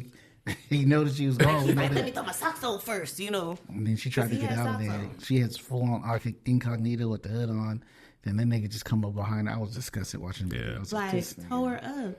And that's not the only. I've seen other videos too that have leaked from like past behavior where he was basically abusing her right in front of our face and we didn't even realize what was going on. But I'm like, I wonder if did y'all see the video when she was in the room, scrunched up in the cover on the floor? Yeah. I'm like, was this that same video? Because I'm like, you put your own evidence out there, regardless of, they say no face, no case. Like, why would you be recording her? And it was like, it was blood stains on the ground. Mm-hmm. And it's but hot outside. We didn't notice the blood stains. We were only looking at it now. Right, right. Yeah. But it's like, okay, all the pieces be adding up. Mm-hmm. And I'm like, once they add up and then the person's still saying, oh, it wasn't me. Who was it then? Your clone? Like, people don't want to take accountability. That's what it boils down to. People have all these masks, and when you really see their true self, you be like, dang, you really not the person that I thought you was. That's why just because you got some money. That's why they say you never meet your idols. Listen. You never meet your idols because they'll never live up to your No. That's like when I went to Paris, and I was like, that's the Eiffel Tower? It's like just metal. And I'm like, oh, at night, when it's glistening and it's sparkling every hour, it looks beautiful. Mona Lisa, picture this little 10 by 10. You would think, oh, people go here, travel all this way just to see this one little thing. And you see it and it's like your whole head can cover it. You know what I mean? Like, you thought it was this big. Man, right. It was other artworks that was the whole wall compared to this little thing. I mean, that one, I get what you're saying, but I always thought Mona Lisa was white. I was like, picture of an ugly woman. Like, she basic as hell. That's the crazy part. Basic. They could never put Harriet Tubman up there and idolize her. Yeah. They be like, she was running the Underground Railroad, did, and capture some slaves to have some freedom. What did Mona Lisa do? I don't even know if that was a real person. Like, the Mona Lisa was a real person. Yeah. I just don't see where the fame of the photo came from because it's like, who is she? She ain't no Beyonce. She ain't like none of these like big names. Look, she ain't even no little Taylor Swift. I think it was the style of the painting and the artistry of it at the time. Did Bob Ross do the painting? No, it's older than that. Yeah. That painting is old. Mona Lisa been around for hundreds of years. Like, come on now, you know? But that just goes to fact, like, people idolize people that they think are powerful, right? Yeah. For whatever reason, they figured that this picture was powerful. Whatever reason, you know, they look at, you know, Diddy, bad boys, we bad boys for life. But if you look at all the videos and stuff, Justin Bieber, like, these people are, you know, Orlando Brown, these people are traumatized and they are like coding their conversations because they like, I don't want to be next. But Corey Haim was telling people a long time ago they wasn't listening to him. Like 10, 20 years ago, he was on Oprah, or was it 30 years ago, he was on Oprah telling his, hey, all these people out here are sickos. Man. They're doing all kinds of stuff. And she's like, are you crazy for saying that? She was like admonishing him and shit. Right, like, how dare you? Again, people think you're lying. And that's why he's been swept under the rug. Right. Yeah, people forgot that he was calling these people out a long time ago, so they've been in place. And then it's like, man, these folks, our ancestors rolling over in their grave. Like, how dare I literally picked cotton and had to fight ships and do all of this. And these people over here acting a fool. I mean, and it's why it's always the sickos. black people. Because why is it more prominent and visualized when it comes to black people versus white people? I mean, Weinstein and Epstein and all these places was all over the place. So... It's because they know everybody's dirty little secrets. That's why Diddy's not in jail. Diddy's a fed. Listen, they a team. That's why he's not gonna do any time. Because he knows a lot of shit about other shit. So. Yeah. So he like, look, y'all don't want to really see the record. Diddy He can pull out the scroll. Diddy will be dead before he's living in prison. Think so? Yep.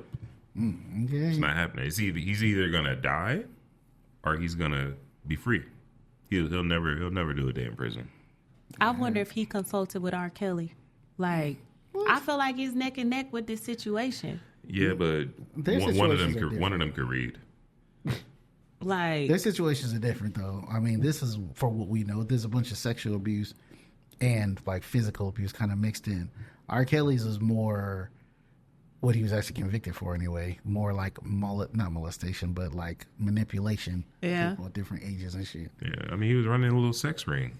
man. Paying people off. There's a lot of people who knew about it. But they didn't have the element of violence in it. Not the same way. True. Yeah. True. But even mental abuse is just as worse as physical abuse. So they doing both. Man, he out here going crazy with it. You had to make that joke. Listen. Yeah, daddy. I'm like, dang, everybody daddy? Shoot.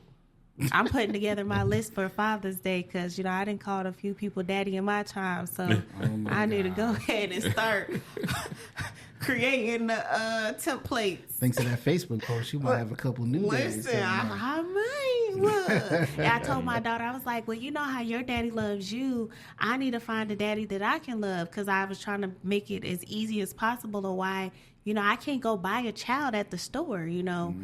I just can't Build-A-Bear that, you know. And she's like, no, you got to get pregnant. And I'm like, you could adopt.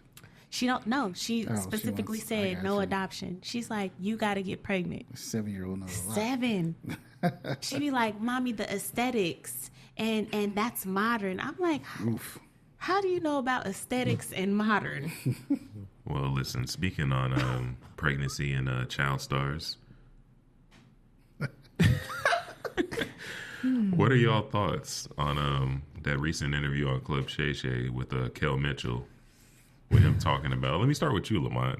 What do you think about that, where he said that his wife got pregnant twice by 2 different people, and he wasn't one of them? The way the story was laid out, the way the highlights made it seem like, you know, he was like, actually, I guess he did one time, where he was like, oh, you're pregnant by another man? No problem. Yeah. Oh, you're pregnant by another man? No problem. It was like one time I think it was the second time. So the first time it happened, he didn't find out till later that it wasn't his child. And the second time, he knew at the time because he wasn't around, wasn't messing with her. Yeah. I think he still even tried to work it out after that. Kel, is it Kel? Kel, right? Kel was probably like 25, 26 when this happened. He said he didn't have no male role models. I know most guys are going to say, hell no, I wouldn't. Fuck that. I wouldn't have did all that. But I feel like he was in an extenuating circumstance more so than your regular person. And I, for one, I don't feel like I'm going to make fun of the dude because having listened to the whole thing, I'm like, dude was in a crazy place, a bad place. Mm-hmm. His shit was rocky everywhere. And I don't know why he would have done that. Would let her have 2 kids. The second one now is like definitely 2. Yeah. He's just trying to make it work, make it stick together. I don't know. Right, but when a man does that, man, it's like you the king. Like it's crazy. Does what? Have 2 babies on this chick? Yeah, and then if a chick I'm calling him a king for that shit. Like for me, I was like, man, that's crazy. And then when like I watched the clips a little bit more, he was like, yeah, he had went somewhere furthermore, and they was like, cast all your demons out, and he's like, they was coming out of his mouth, and like all the people that he had like odds with or whatever, like was like was just, he was seeing them, their face and all that stuff. And I'm like, that's the ideal of like back in the day, like, yeah, if the man did it, if he would have did it, yeah, you stay with your husband, he faithful. Because my therapist said recently, she said, I feel that most men these days are not going to be monogamous. So it's like you might as well just be okay to accept a polylemic, man wanting multiple women. And so for Kel, I was like, he really tried to stick with it. But then again, it's like when you see those red flags, 1, 2, like, come on now. There were more red flags than that. If you watch the whole interview, there's a lot going on with that relationship. But from his perspective anyway. Because if it was the other way around, it would not have been the same situation. It would maybe he tried, and it did not work out in his favor. And I'm like, you see all that time. You know what I mean? Because then that's why we're getting so many men that are now like going both ways, because of that hurt, that trauma that they dealt with dealing with a woman that didn't appreciate them. Let me tell you something. Ain't no man getting his heart broke by no woman and turn gay. That don't happen. I was getting ready to That don't happen. They were just gay. He was already gay or bi, even, or whatever you want to call it, and had only been dealing with women. And then his meter for the women was up. Let me switch to this other side. But he already had 2 meters. Most of us only got 1. Yeah, listen, I've dealt with a lot of women. A lot of women piss me off. Mm-hmm. All kinds of arguments, everything. They never made fucking my shit up, everything. Mm-hmm. But yeah, fucking my shit up. You seem like the cool dude.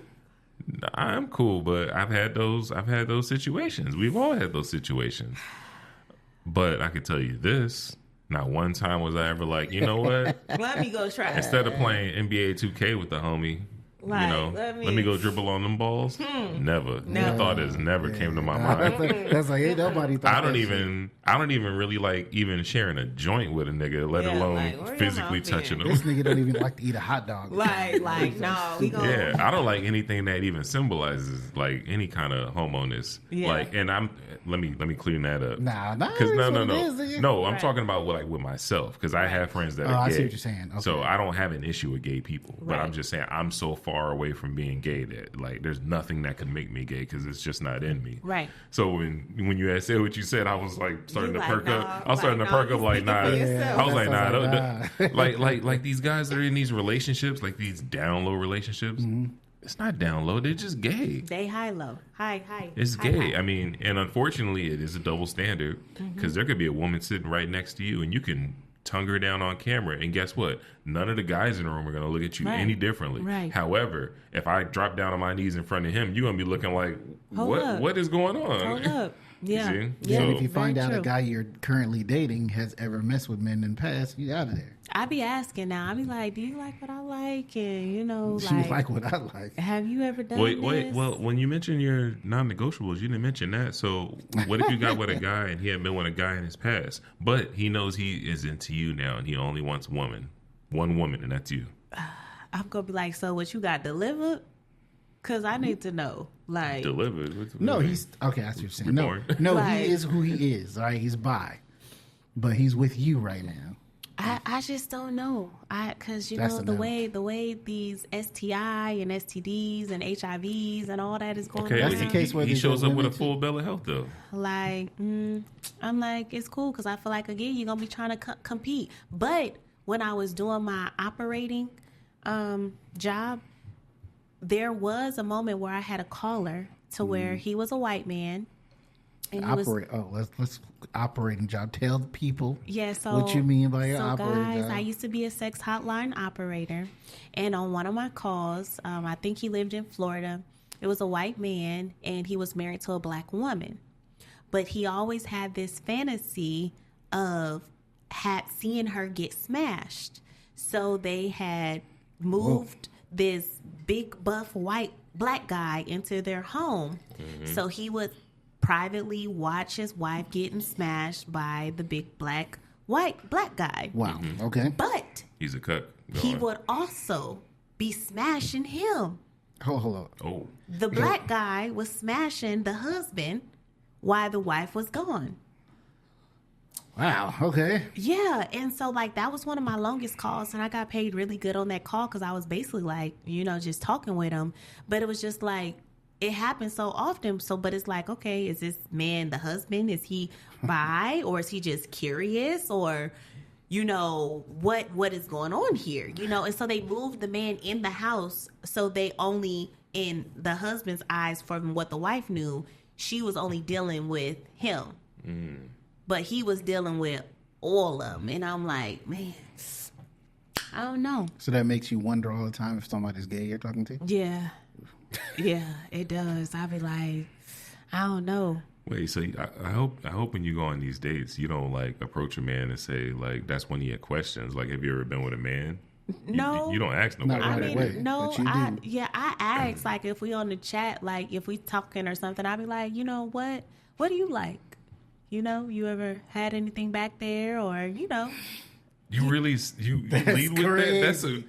I would feel be some type. I asking. would feel some type of way if a woman said that to me. Yeah, now it's All right, called yeah, now it's yeah. called pegging. Like, do you like to be pegged, or I'm just asking because like. You know what? As a man, I feel like I don't know if he's gonna agree with me or not, but I feel like as a man, if you ask me something like that, you immediately are just thinking that I'm gay or down low or something like that, and I'm not.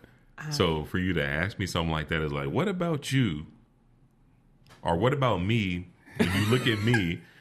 What about me when you look at me is like, does he like to get pegged? Like, Nah, I think, again, context.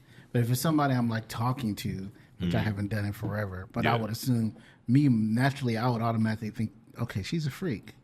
That's what I'm thinking. Not because, again, we talked about this before, but I'm like the most secure in my masculinity man Right, ever. I have right. no doubt that I'm straight. Right. I'm so straight that I don't even care if you think I'm straight. Right. So if like that wouldn't, I don't know, it wouldn't cross my mind. Like, I know I'm not gay. right. So Or if I'm not talking to them, I'd be like, how I'd be like, get done, be like, boom, good game, slap him on the ass. Like, if he go, ooh, I'm like, okay, like, don't do that shit again. Like, I'm gonna be like, okay, well, okay, that you just showed me. You know what I mean? So I'm just about the action. Like, I'm gonna try to stretch the furthest thing to be like, don't do that shit again, or ooh, like Pillsbury Doughboy. So I'm like, sometimes I ain't gonna ask. I'm just gonna try. I wouldn't ask, because someone who thinks like me is probably not going to be.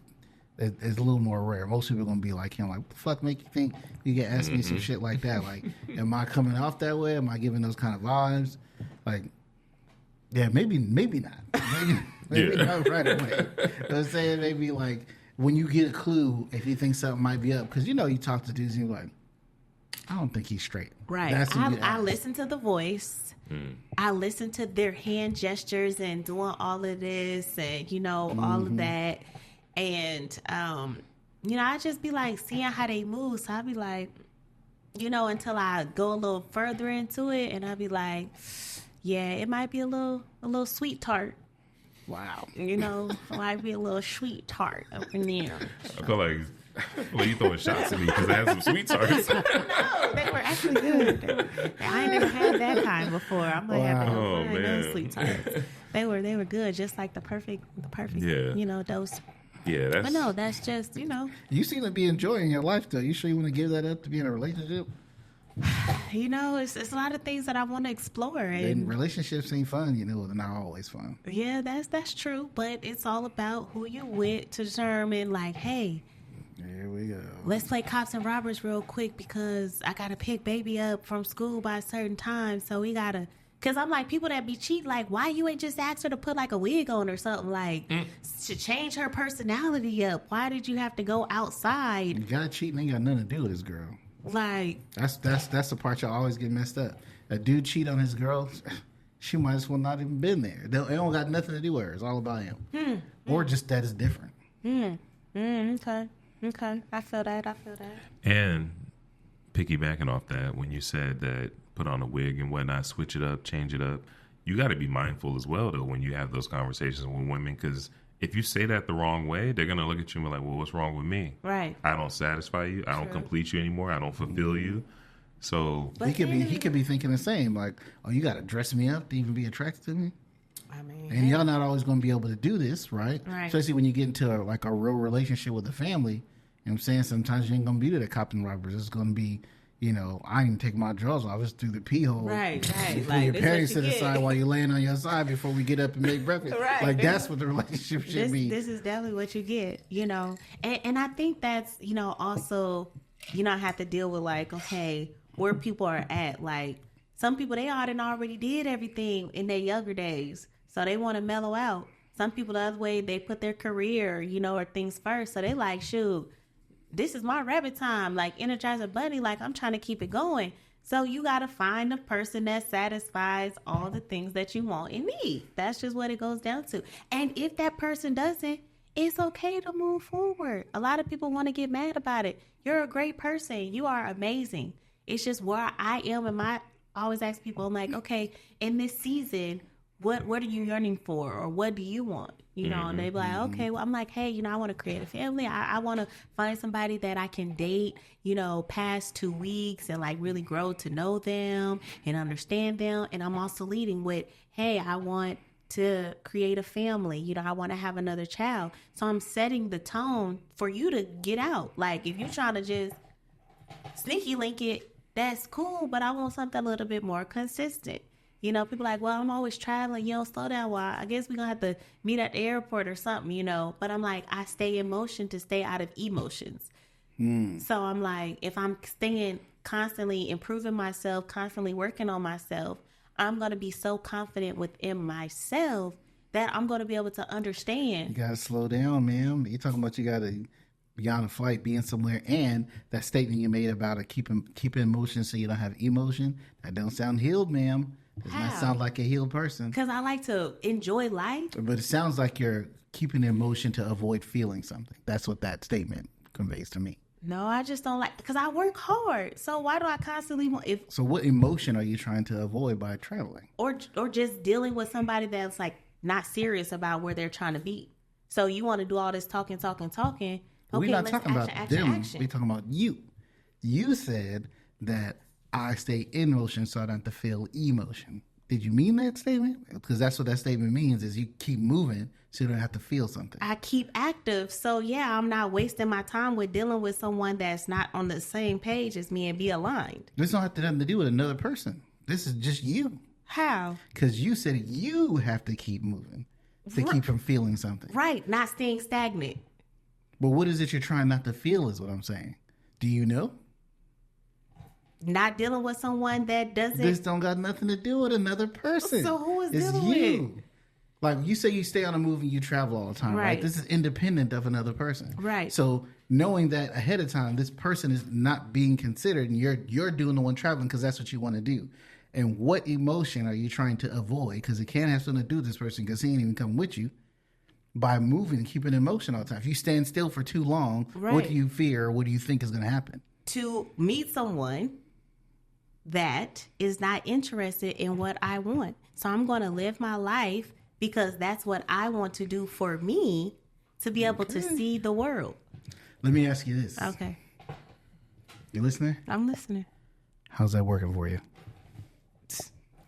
are you getting the outcomes that you want to get with what you're currently doing? I'm fulfilled, happy without dealing with any drama and stress. Didn't you say you didn't want to be single anymore? Right. So now I'm like, hey, this is what I want to do. I might find somebody wherever I'm going. So you're going to need to change what you've been doing to get this next thing. And if what you've been doing is traveling and all this other kind of stuff, you're going to have to change something. Definitely. If you want somebody to even be able to catch you. Right. It's finding that balance with not focusing on my career. But also don't like stand on a track and throw a bunch of hurdles in front of somebody and say, jump these to come to me. Yeah, no. Like even with dating, it's like you guys are walking down the street and you set mad traps on the street, like make more money than this, be this tall, got to be into the future, want to have credits, all these trap cards you got laying down. They don't see them though, but they got to walk down the street and just run into this stuff as they walking down the street. Like that's what it's like. Yeah. And if you're trying to be in a relationship now, is what you say, what you've been doing is not going to work. Because it has not worked. It hasn't. Now having a long list. That's what I say when I say, how's that working for you? I mean, you're probably going to say you're happy, and I'm not saying you're unhappy. Right. What I'm saying is whatever goal you're trying to get to, if what you've been doing is not working, you got to try something else. So for me, it was slowing down, but got to be open to that. Or just being more present, being more visible. For me, because I focused so much on my career that nobody saw me. So me traveling is just to meet that person that, hey, this is what I enjoy doing. Are you trying to meet them while you're traveling? While I'm traveling, or just saying somebody that's interested that enjoys traveling too. Okay, hey, we catching a flight. Let's go. Like, it doesn't matter. I could go for ice cream cones and be perfectly fine being at home, but I'm going to use my time wisely in motion. That doesn't have anything to do with like literally my feelings like, oh, I'm just going to twiddle my thumbs here and wait for a man to find me. That's just saying, hey, these are the things that I like to do. So if you with that, come on. Because, I used to have the long list. Oh, you must be this. You must be that. I want you this. I want you that. Yeah, obviously that didn't work because I'm single. So then that's with the whole, hey, asking, are you ready to take yourself, your life to the next level? Okay, great. Let's try to build an empire together to be able to say, well, I'm not going to stop doing what I enjoy doing because I meet someone. I want them to be like, I enjoy that too. Or, hey, I would like to do that, because that's what I like to do. But what you got to say? This the married man, build the empire together is another one. There is no kingdom, no business that was built by two people. Somebody had to lead. Mm-hmm. And even if that means you're supporting him or he's supporting you, the two of you, I guess you can give you guys both credit because you're both there. But one person is always doing a lot more of the labor when it comes down to it. And I think a lot of people's vision of us building this empire is the two of us working on like separate things, making a bunch of money. Mm-hmm. But we both know that takes a lot of time. So when the hell are y'all supposed to be together if the two of y'all are building separate things? Right. Like y'all kind of got to be both over here. Exactly. Like doing it together on the one thing. So you can't be doing financial planning and all that stuff. And he's trying to get a carb detailing business off the ground. Somebody got to be stealing. Y'all doing y'all doing too much. And it's not even opposite, but both. There are two things that require a lot of time.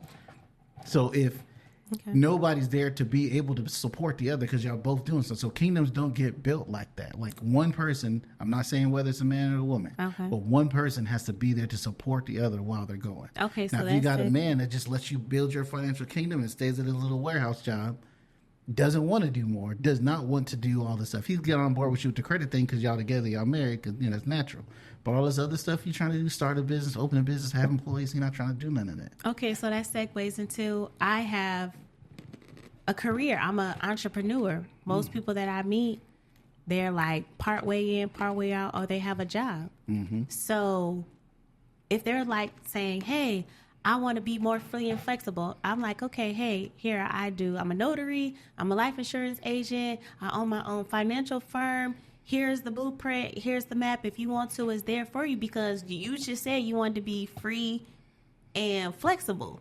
So if I'm giving that to you, I'm not saying, hey, you need to join my team. I'm just giving you the options of what I do that gives me freedom and flexibility. You know what I mean? They be like, oh, what, you want me to work for you? I'm like, no. People like, well, I want your time. Okay, well, this is my schedule. Oh, well, I don't want to fit in your life. Okay, I'm not asking you to fit, but if you're saying you want my time, agreeing with you, we have to be on one accord. Mm-hmm. So you kind of got to be doing what I'm doing. Think of it like a train, right? You're riding along on a train that's going 200 miles an hour, has a dining car with a full service. Mm-hmm. There's other guys on a train with the air pump, and they got to put coal in it all the time. Mm-hmm. You guys like each other. Mm-hmm. Why would you waste time trying to get him to build up to where you already are when he can just jump on the same train as you are? Mm-hmm. You know what I'm saying? Right. And now he helps manage part of that same train, meaning he does come and join your business in your world. Basically works with what you do because your train's already moving. Right. Then that's what I'm like, oh, you're so intimidated. But when you say he's got to be doing the same thing you doing, that means he's over here building another train himself. No, same thing, like avenue of what I'm doing, not doing two separate things. You know what I mean? Like, okay, for example, like, okay, if somebody you're dating someone and they live out of state, okay, who moves? He move or you move? Don't date nobody lives out of state. I mean, if that's the love, that's the one. You know what I mean? That's what I'm saying. Like, you don't find yourself in that trap if you just don't do it. Like that's a trap you're setting yourself up for. They say, "Oh, dang, ain't no good men." I would say whoever has less going on moves. Whoever has less commitments where they are moves. That person would That's be the gonna one be hard to to say because even if another person has more commitments. A person could be like tied, never moved, and didn't live anywhere else. Like all this is important to them. They don't want to move. That's why it's gonna be hard to set like a flat rule that you got to obey to. But you definitely got to talk about it and see. Yeah. Like I don't know. Like it's hard to do. Like for somebody who has a business, you can't just move. Like just transferring your business to another state. Yes, it can be done paperwork wise and all that stuff. But you're basically starting from scratch all over again. All your clientele is gone, all that kind of stuff. So. I get what you're saying, but it's hard to make a flat rule. So if we both have a business, though, I mean, do we have to operate the business ourselves? Can we have somebody running it for us? Can we sell it and then focus more on this business? I mean, which one makes the best decision to focus more on? If they built their business from scratch themselves, they are not going to leave it because most people who run a business, they are the business. They just own their job. That's all. But then that's thinking bigger. Like, hey, honey, let's sell this business. Let's start like. It's more than just a one-track mind, and that's like I guess what crazy, I try to get people to think about that. Like, let's play a reality here, you guys. It's like more. That's like a house. I've never lived with a man before, so I always think like, okay, I always thought when you have a home, that's something you do together because I don't want you to ever say, you can get out of my house, or the other person, you can get out. Like, I don't know why that goes through my head. So I'm like, if I have a house and you have a house, we both either use the house as a property, we sell the house, but then we have our home that we brought in together because I don't want you trying to fit in my space and I don't want to try to fit in your space. Like, we just gonna start completely over. We may still have those. Mm-hmm.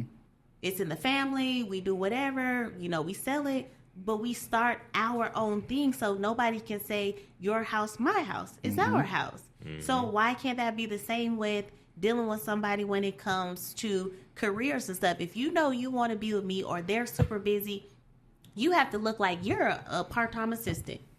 You're hey, you're going to have to understand if I'm on this conference call, baby, we having not date night, I would say lunch. Okay, that's more something reasonable. We're having lunch. Hey, it's going to be 30 minutes into our time of quality time, but we are still in the same space. Let me get this money real quick, and then we can focus on us. Like, why is that such a conflict, you know, when trying to deal with someone? Because they're like, oh, well, I'm like, okay, well, are you paying all my bills? Are they saying you don't got time for them? Is that the complaint? Right, like, oh, you don't have time or whatever. And I'm like, but I do. Like, nobody ain't never had no problem with setting nothing. Only you, the one that's making excuses. So I'm not understanding. That's just, it sounds like that person's personal preference is to have a woman that's more available to cater to whatever it is he's trying to do. And that just means y'all just wasn't a good fit. Nothing wrong with him, nothing wrong with you. Exactly. So this is like continual. Like, this is, oh yeah, I want to see you. I want to spend time with you. Oh, I sent you my calendar. Okay, find a date. Find an open date. Oh, well. Bro, you send, oh my God. Don't send no man no calendar talking about, here's my calendar. Pick the open date. Calendar. People like, no, but they do be checking. They do be looking. They be like, send me your calendar. Because us going back and forth. So I'm showing you visually. Most people, you got to go with their learning style. I would want to see the calendar. I want to see it out of curiosity. No, I want to see the calendar because what I don't want to do is say, hey, can we get together on Saturday night just for you to say, oh, no, I have something planned. So if she's showing me her calendar, now I can see the open dates that's going to work for me. And I already know it's going to work for her because it's open. Y'all can talk about that, though. Y'all can just talk about that. Yeah, but we keep going back and forth. You're like, oh, you ain't never got time. No, I do. I have dates that are open. So here, so you can see it all. You can have all the open dates. But if you tell them what your open dates are, what they don't listen. You don't know? It's like they don't capture that in their mind. Done this day. I'm just saying, like, sending a calendar. I guess if the person asked you for it, and you didn't say, hey, I can send you my calendar. If they just say, hey, you got a calendar you can send me, then you probably be all right. But just sending somebody a calendar, I don't know about that one. No, like they ask, oh, I want to see you. I'll be like, okay. But okay, I want to see it is in response to you saying something about a calendar. Yeah, they're like, show me what dates are available. I send the calendar, and you don't put a date on there. So why did you waste my time? Because you seem too busy. They can see that. They're like, damn, she's busy as hell. So then, right, if people are intentional, I'd be thinking like the thought process of a man is, man, how can I remove some of these things on her calendar to say, you know what? Makes the space on her plate. It really comes down to a logical loss. This guy. No, it comes down to a logical loss versus effort. Is it worth the energy to do this to get what I'm after? You pressing me. It's easy to press. Dudes, they be like, I've told you this before. Need? Men and our sexual attention is absolutely worthless. We'll give it and throw it out to anyone, like Oprah giving out shoes on the show. So someone showing you attention in a sexual way is damn near worthless. And you should almost ignore it all. Yeah. Maybe if you guys are in person or something, you got that chemistry thing going, and maybe not that. But just that online text messages, talking on that sexual, that's bullshit, man. We do that with everybody. It's bullshit. Yeah. Like, for real. That's how I be looking like, oh, they be like, oh, I'm sure you hear this all the time, dude. So what's separating you from everybody else? So when it comes down to it, it'll be like, okay, basically you're saying, here's the hoop I'm going to have to jump through to get to this. I don't think it's a hoop. It's a hoop. Not that it's your fault, right? Mm-hmm. But let's not even say hoop. Here is what I'm going to have to do. The amount of energy and effort I'm going to have to put in to make this date happen. Do I want this date bad enough to exert this amount of energy to get this? If the answer is no, because that's what they're thinking, then they don't bother. Don't even try. I've heard people saying, I've tried so hard. How? How did you try so hard? That's what I'm saying. No, they didn't. And it just wasn't. A lot of times they just feel like it wasn't worth it to them. It wasn't worth it. They got too many options or whatever. And they're like, so hard. I'm like, I really want your time and attention. Okay, here's available date. Are you that busy though? Like, it sounds like. Oh, let's see that calendar. Every other Tuesday on the odd days of the week. Planner. Look, we in May. Okay. I don't see too many white squares. June. But just because there's something written in that square doesn't mean there's not a place for a person to fit in. But right. they're going to put that. They be like, I don't want to fit in. I'm like, you got full days though. You got full. So I'm not understanding. But sometimes, or if I have an event, right? Because I do events, I host events. Support my event. Share the post. Or they're like, well, how can I help you? How can I be in your life? How can I, without seeming like I'm working for you? Be there, support. That's big to me. Like, show up, come. Yeah, they could just come to an event. That's easy. Like, I'm not understanding. But the event, they might be like, it costs as much as a date. I just go on a date. I'm like, I mean, that's actually kind of a cheap date. You're just paying to go to an event, and you're paying for yourself, and you get to see her, and you're supporting her. That's a cheat code. That's a cheat code. I'm like, hey, I got all these things. You can come support. You can show up, because I like people to see me work in my space, so they can understand unconsciously, like, okay, that's how I need to do. Like, okay, boom, people like, okay, what can I do for you? They say, okay, what do you give someone that has everything already? You're like, okay, whatever. No, I still need toilet paper. I still need laundry soap. I still need. Nah, I get what you're saying. Some things you get, it can be hell. I've gotten gifts that were just useful as hell. That's all it was. Car. Like, come, I'll pay for the gas to put in it. Can you? Because if you know I'm working and I can't leave, hey, can you come get my car real quick? But that's what I'm hearing for all the men out here, and young men to old, is like they seem to be assessing whether or not it's worth the effort to put into actually date. Whereas back in the day, there was a deed, like, we just did this. This is just what we did today. Now it's like, I gotta vet you in some sort of way. That's what I'm hearing. But if you're that's where the asking- cheap coffee dates, low effort, you guys call it coffee dates and all that Yeah. stuff come in. All the Coffee, low lunch, effort tea, introductory whatever. stuff is they're trying to assess whether or not this is enough for me to start putting in some actual energy. But then they into be it. so quick, like, let me come over to your house. Why? Low effort. Like, no. Low effort, low bar of entry. I can get in, slide in, and get right back out. My likelihood to catch her in her environment, she'll be more comfortable. Men are hunters, man. So Yeah. they definitely are trying So something. that's why I be cool. People like, oh, you're single by choice or whatever. Yeah, I can agree to that. But I'm Kind of, like, yeah. It sounds like you kind of are. It's like Like- choice. It's not like a hard choice. It's like I choose to only date if this. So not like Yeah, that. she's got a certain bar for herself, and But that's everybody fine. should Not have like a that. standard. That's fine. Yeah, you should have that. Because then, like you said, what he said, low bar. Yeah. Yeah, they gonna So- keep. They gonna keep. You don't doing want it. you don't want to say yes to all the dudes that slide in your inbox talking about, can I come over and Netflix and chill? Nah, well, I mean, I'll if- bring I'm not some about to popcorn. get this I'll stovetop bring- popcorn yeah. that I make. I don't even buy the bag popcorn no more. I'm making it on I'm the not talking stove. about internet niggas. I'm just saying, like, once you actually get past that day, you're meeting the person and like in person. You know, I think that's when it's like, okay, if you got to be like here, especially how soon are you communicating all that? I mean, as far as like somebody, hit me in my You know, DM. what they got to be and what position they need to be in life. You know, what your minimum. I mean, it's qualifications. casual. It's not like I'm asking 21 questions. You know, it'd Just be 17? like, 0.5. You know, it just be like, you just talking like, okay, like what you into? Okay, cool.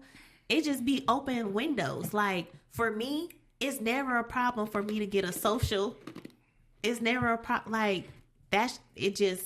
And I don't know if that's my charisma or, that's just like who I am, because they be like, yeah, I've never had nobody give me the rule book or the tools. And I'm like, regardless if you my friend, you my lover, I want to make sure you going to always be good for the next person, whatever. That's just on some genuine, because that's just me. So, yes, if you're not where I would like you to be, right, I'm going to help you get there. And if you still don't meet that bar after I've helped you get there, I'm going to still be cool with you, but I'm like, okay, if we had anything else on the table, those things have to get removed, and then that's when they start cutting up, right? So I'm never a person just start at, you need to be 110%, and then you drop down, or you're at 0%. I'm like, let me help. Like, how I've always been the helper.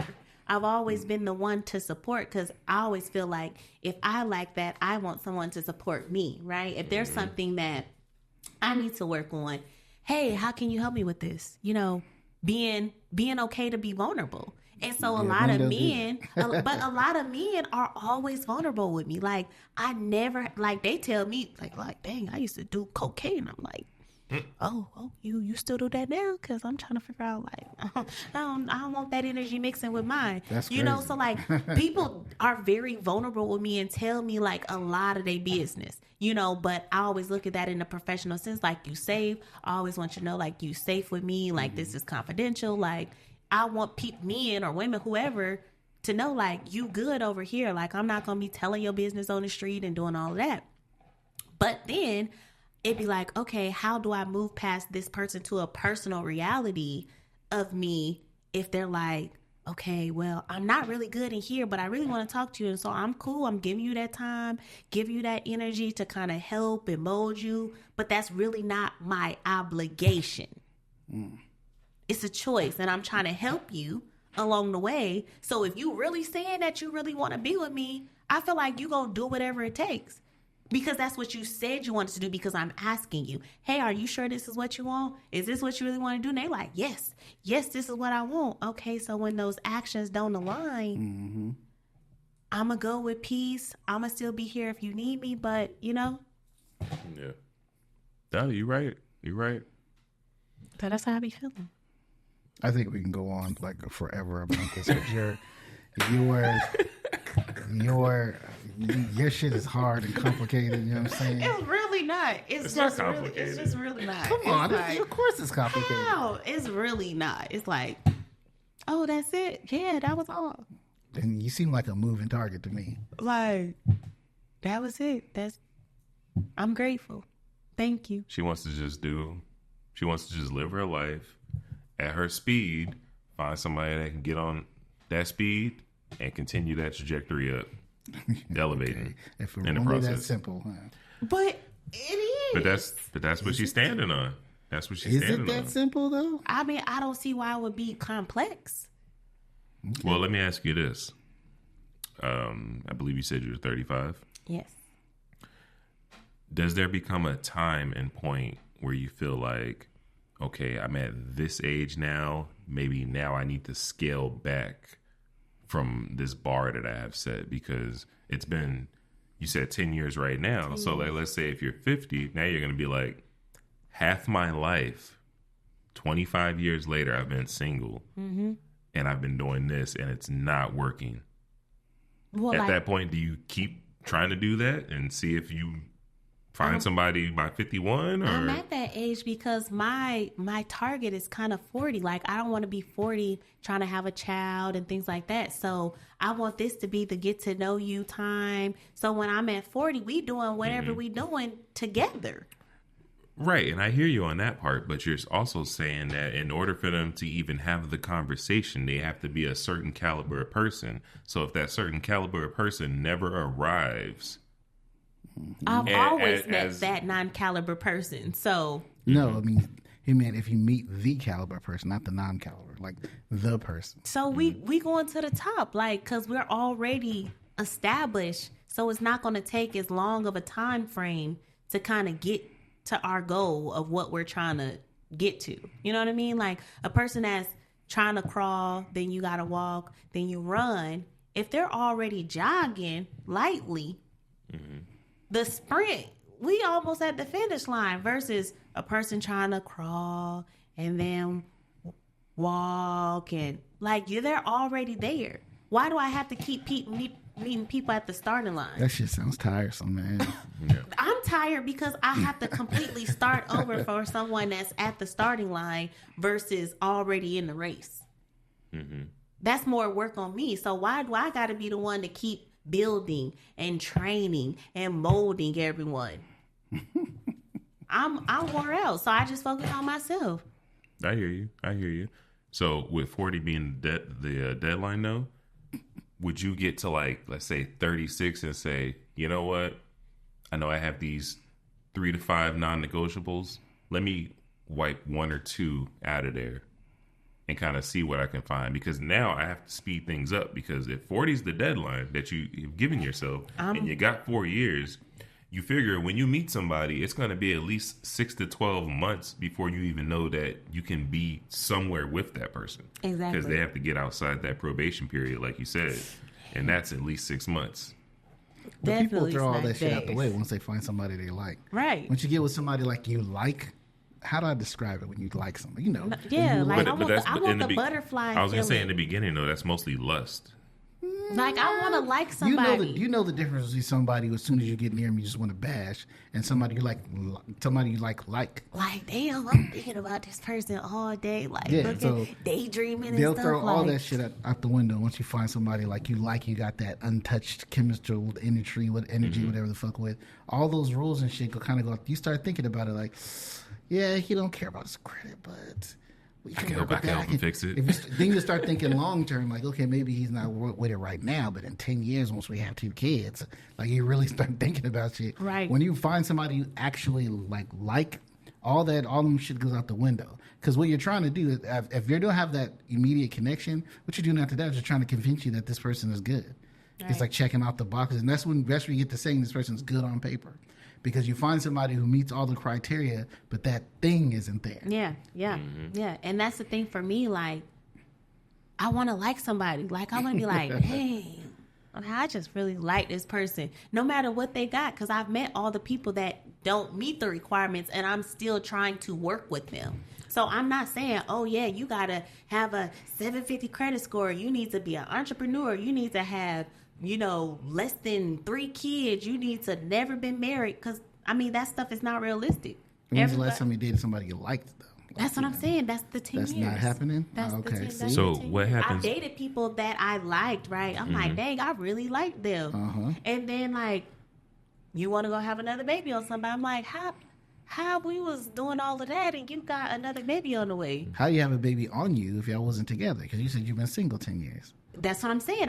You asked me when was the last time that I liked somebody. That was the last time? 10 years ago? No, I've dated people in No, that she's time she's frame. saying guys step out and they go have kids or they lead with I don't want a relationship, and I'm like, okay, then we the homies, like we cool. So No, when they say that's the whole intentional dating shit. Someone says I'm not looking for nothing serious, stay out of there. Man, y'all not friends, nothing. Like, that's when I move on. So that's why I'm single, because everybody don't want to be with nobody. So I'm like, okay. Everybody don't want to be with nobody. I'm like, okay, so I guess we're going to be text buddies? Like, I don't know what you want me to do with that. Nah, it's just a lot of guys out here just trying to, like you said, we conquer, we want to conquer as many women as there is. I mean, if you go back and look at the Lion King movie, right? Mm-hmm. It's just a cartoon, right? But if you look on Pride Rock, right? It was Mufasa and a bunch of women. Yeah. If you go back and you look at that movie, there was no other guy up there other than Scar. Brother. But he wasn't even on Pride Rock. He's off in the bum alley somewhere. Yeah, you want the whole territory. Exactly. Mufasa, he had his main one with the Simba's mom, obviously. But if you look around, those are all women. Yeah. And I've That's a Lion King cartoon, though, nigga. What are you trying to say? What I'm saying is that's men. They just want to have all the women. Is what I'm saying. And it's the opposite for women. Women want somebody that they can almost showcase, like my man. Right. They this be heavy is my on man. my Like, man. yeah, they love you knowing somebody else. They somebody else man too. And exactly. And then if they find out, you somebody else man, then it's like they don't. The stain is on you now. I don't want that. I want somebody who's just for me. Right. But I'd never think like, how like women, they be like, oh, they insecure. Like, I'd never be thinking like, oh, yeah, if I call somebody or they don't respond, I'll never be like, oh, yeah, I'm sure he's probably with the other person. Like, I just don't never think like that. But they be like, oh, yeah, you ain't answer my phone call. I bet you with that other nigga. Like, what? I could just been in the bathroom or in the shower taking a nap. That's just on them if they didn't check your schedule. Facts. You feel me? Check the schedule, because if you fool with me, you know what I'm going on, and I asked you to be here. Mm-hmm. No, everything is written. Yeah, but did you put your date with Big Papa Pop on the motherfucking schedule too? Will. Yeah, I was saying, even if she does have that, you know it. So listen, hey, find that blank space. Pick another day. Wait, so when you do send people schedule, it has other dates with other dudes on the schedule? If I do have a date on there, because I'm like, if I don't belong to you, why should I lie? Mm-hmm. That's why I'm like, I never understood why lying. When I was younger, you like, oh, you don't want to. No, why lie? Because I'm like. But how do you, I mean, how you feel is probably not, but what do you think if you're talking to a guy and you have evidence of that he's talking to multiple women? That's what I'm saying. I don't worry about You that. just be like, whatever, I ain't tripping. I'm like, hey, when you with me, you with me. And if you see me in the street, I'm going to salute you. I'm going to shake your hand. I'm going to be like, hey, how you doing? Like, cap on that. Yeah. Like, well, no, I think it's also, I think it also cool. comes in the conversation though. Cause I think any man or woman, if they go on a date with somebody, they'd be a fool to think that they haven't been on any dates, right? That's what I said, evidence. But that's what I'm saying. Like, so let's say you go on a date with her, right? She can't get mad at you if you go on a date the next week with somebody else. There has been nothing established to where you're mine or we're seeing each other steady. This is a monogamous thing. The conversation never happened. Y'all just went on a date. We just cooling it. Yeah, I'm talking about evidence. Perfect example. What you're saying. Mm-hmm. I go on a date with you that I thought was very good, right? On Saturday. We talk all week long. We're not exclusive. Listen to what I'm saying. Okay. Mm-hmm. Great date. Mm-hmm. Didn't end in sex, right? Mm-hmm. So great day for you, okay day for him. Mm-hmm. Y'all keep talking on the phone. Conversation's great all week long.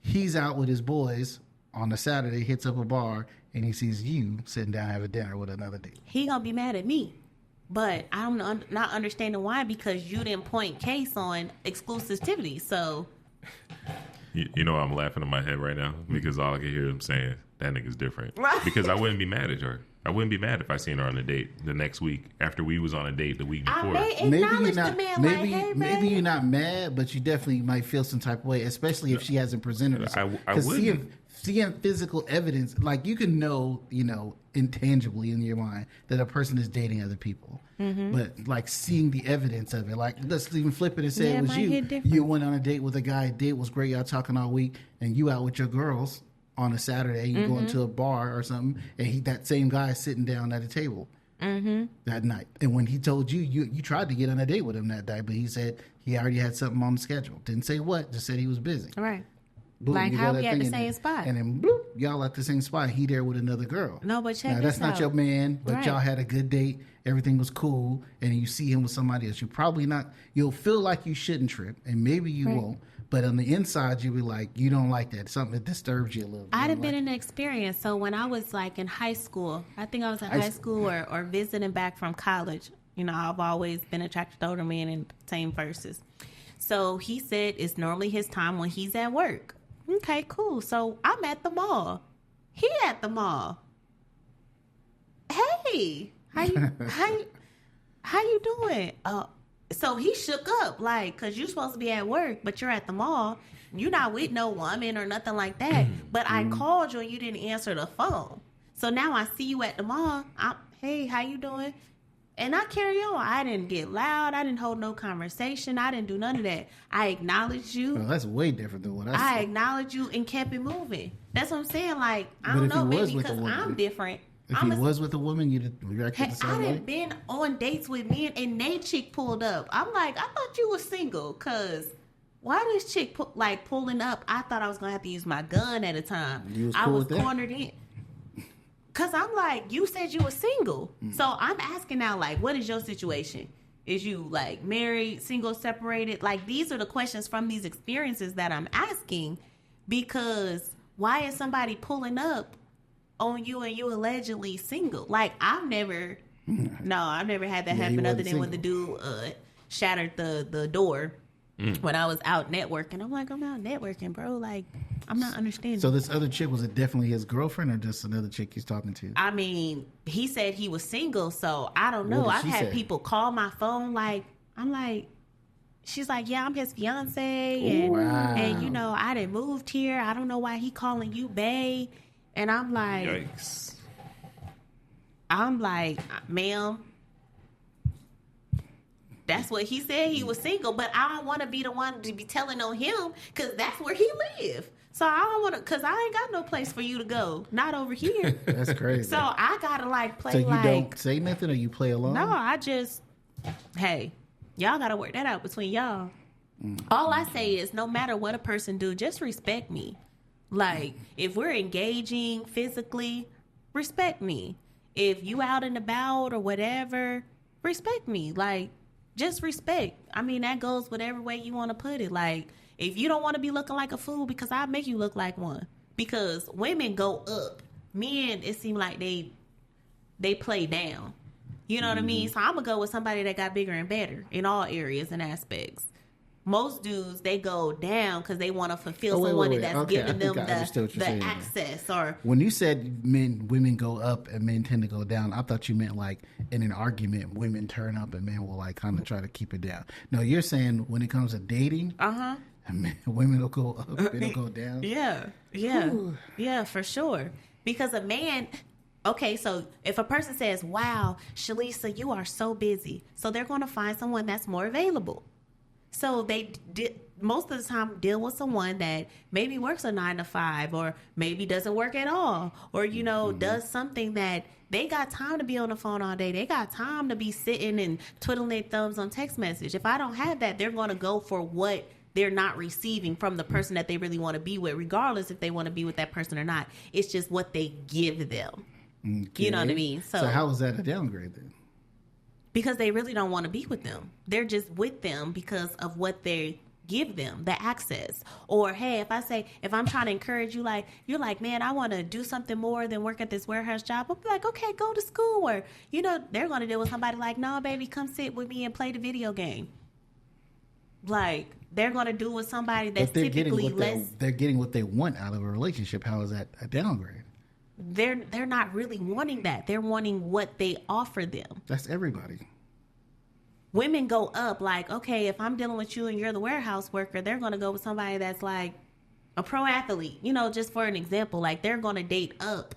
Oh, you mean financially? Or just whatever it is. They're going up, mostly more value versus someone of what they had to go down. How you know he's not doing that? I mean, I don't be really caring, to be honest. Like, Because I the don't really value care. in this instance is perceived, right? I be so like, you may okay. perceive that guy who makes more money or basketball player or whatever as by higher value. He could be like, look at this cornball ass nigga, don't even know how to dress from busted ass shoes. Definite downgrade, right? He gets to the girl who spends time with him, enjoys the same hobby he does, and spends time with him in that hobby. Mm-hmm. For him, he came up. You look at this broke ass chick. She didn't get her fucking nails done, her weave showing. So you know what I'm saying. So you look at it as a downgrade when in quite everybody just got what they wanted, and you calling it a downgrade kind of really sounds like to make yourself feel better. But he might have upgraded in his eyes. No, just what do you everybody value? sees when they be like, okay, the best way to get over somebody is date someone else. Typically, a man is going to date or cheat or do whatever for providing the want. A woman is going to look for fulfilling a need. He wants, she doesn't give me the physical, so I'm going to find someone that gives me physical. Oh, he wasn't fulfilling me financially, so I'm going to go find someone that's fulfilling me financially. It doesn't matter if it's a relationship or a fling or the sneaky link or whatever. People typically don't go less than what they were getting. Girl, what you talking about? It doesn't matter. You talking about feels versus wants or needs or some shit, which are basically the same damn thing, because somebody wanting and needing financial responsibility or vulnerability could be the same thing they wanted. Do they need it? No, because if they needed it, they would have it and won't want it. So there's that, right? If you need that thing, be like you can't live without that kind of shit, you don't have it or you're dead. So you didn't need financial responsibility, you wanted it. Yeah, people want more wants fulfilled Which is no than different what than a guy needs. saying he wants, which for us is closer to a need, physical intimacy. So that's not just a want that you downplay. That's huge when it comes to men. That if he is not getting the physical intimacy he wants out of you and gets it somewhere else, that's huge. I mean, if you look at it, this is just an example. I mean, I'm single. I don't got nothing. So I'm just, hey, you know, Them DMs say differently. I don't know what it's worth like. I wonder how many phone calls I missed and text messages. Right. But when you look at it, they say most successful people don't focus on the physical because they're focused on their career. So when somebody be like, "Ooh, yeah, send me something sexy," or they be like, "Send me a pic." Okay, you on my social media. I'm sending you my Instagram. I'm sending you my social media because then you can decipher what picture you want. That's not what they mean when they say send you a pic, you know that. They be like, I want something sexy, but if I'm sexy, anything, I could be in my nightgown. They want you to take a picture for them. Right, Not no. one that anybody looks at. And then I'd be like, oh yeah, send me a pic. I'm like, so you want me to send you a pic of something that I didn't show somebody else? Nah, I want something new. Right. So then I'd be like, I don't keep that in my phone. Or I'm not, Exactly. you're I not know. there. You got to take it right now. Take one, yeah. You're not gotta at take that level. it. You can just say that. It's not an unreasonable request, but if you say he's not, so if I we ain't send a at that pic, spot. he was like, oh, not that type of pic. Well, what type of pic was you looking for? You know what the kind of pick he was looking for. Well, what Something investments have rated, you something made? rated R. I would ask, what kind of pics you looking for? Like, where's your investment? It's something rated R. Something rated R. You want to see a smile, Maybe like a something lick sexy. towards the nipple or something. They be like something sexy, and I'd be like, I am sexy, so I could just be smiling, and like that's the sexy, cause like Ooh, the ego Okay. on you. this is just regular. Even that's a good one though. You could just take a selfie smiling. I would be happy They with that probably if would. I asked. So that's what I'm saying. That's what I do. Especially if I didn't specifically ask. But like, now when you jump off, hey, this is such and such.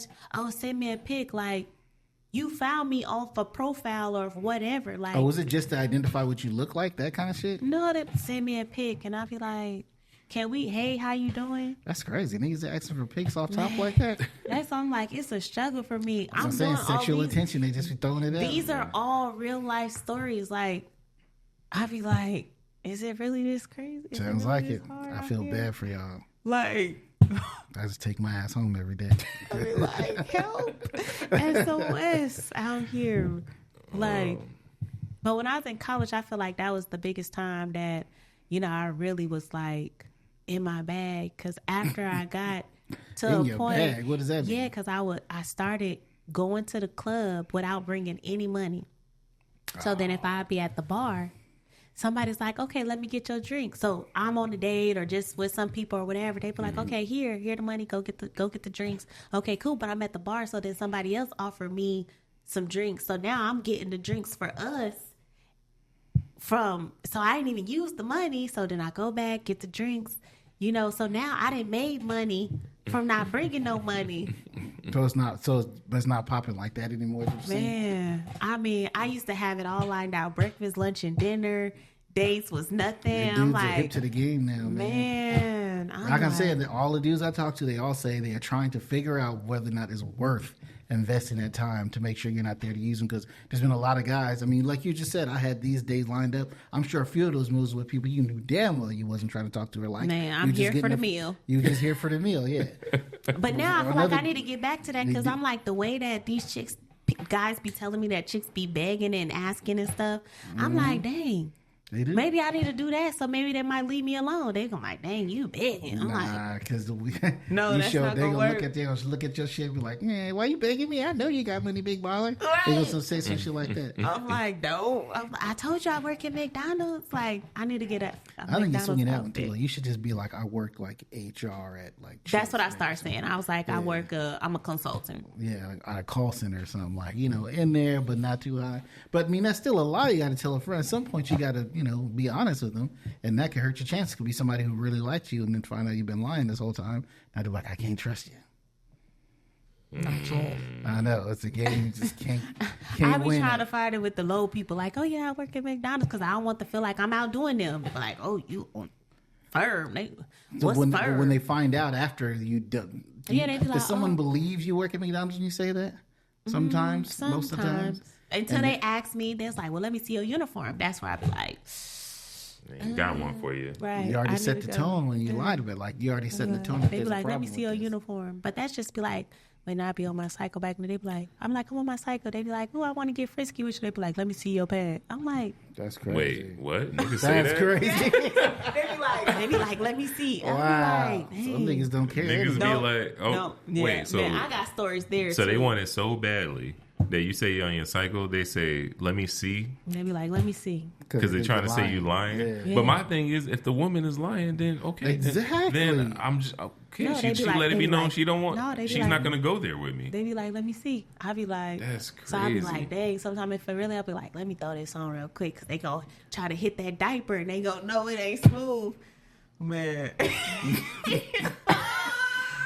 Oh my goodness! What is wrong with some of these niggas? Yo, who like, raised these niggas? I gotta have all the evidence, or else they gonna be like, "Let me see," and I be like, "That's wild, crazy. Yeah, that's such a violation." Like, that's such a violation. Well, let me ask you this: Have you ever dealt with a guy that did an Uno reverse on you? So, have you ever dealt with a guy who acted like he was big corporate hotshot, making six figures and all this good stuff, and then once you started dating him, he really was the nigga at McDonald's? Wow. Let me contemplate. Let me run a quick analysis. I feel like that in has my to mind. Yeah. They always be like what they used to be. Oh, I used to be a big dope boy or this, that. Well, what you doing right now? Because now you're on your AT couch. So, let's see. Where are you meeting? Is this all online shit? You meeting these people?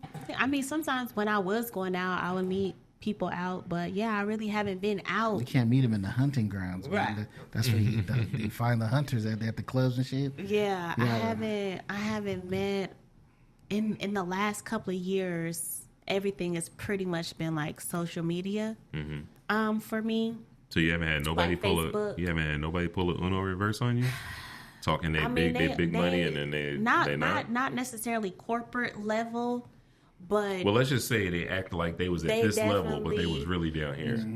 Yeah, quite a few, and that's why I'll be like, show me your hand, and then when they show me their hand, and then they disappear. They disappear. Yeah, you embarrassed them at that point. Shit. Well, not you, but they were embarrassed at that point. Yeah, they disappear because I'll be like, okay, well, stand on that. Like, I need to see credentials. Like, I want to see how you moving. But again, that goes to I don't never have an issue getting social. So I'm seeing. I'm like, you saying you do what? And this, I got your social. I got everything right here. Like, Yeah. it ain't nothing for me to pull it up. So I be like, yeah, no. And I still be cool. I just be like, you know, the level, you know, I'm just not interested in, you know, dating you or whatever there. And again, like I said, most And that's of them what I cut appreciate. I'd rather a woman just be upfront with me, like, hey, look, I'm not interested. Like, You know? That's a hard conversation. or when to I have. tell them I'm not interested, they be like, well, why you ain't interested? Yeah, Well, I see, just that's gave what I'm you, saying. I just gave you the reason. I'm like, okay, you know, and I try to come off, you know, soft and gentle with it. Like, okay, well, yeah, you're just not that person. You're not my type. You know, like we cool, and they be like, well, what do I have to do to get there? And I'm like, I don't want you to feel like you need to do something to get. I See, want that's it to be weird. natural. Yeah.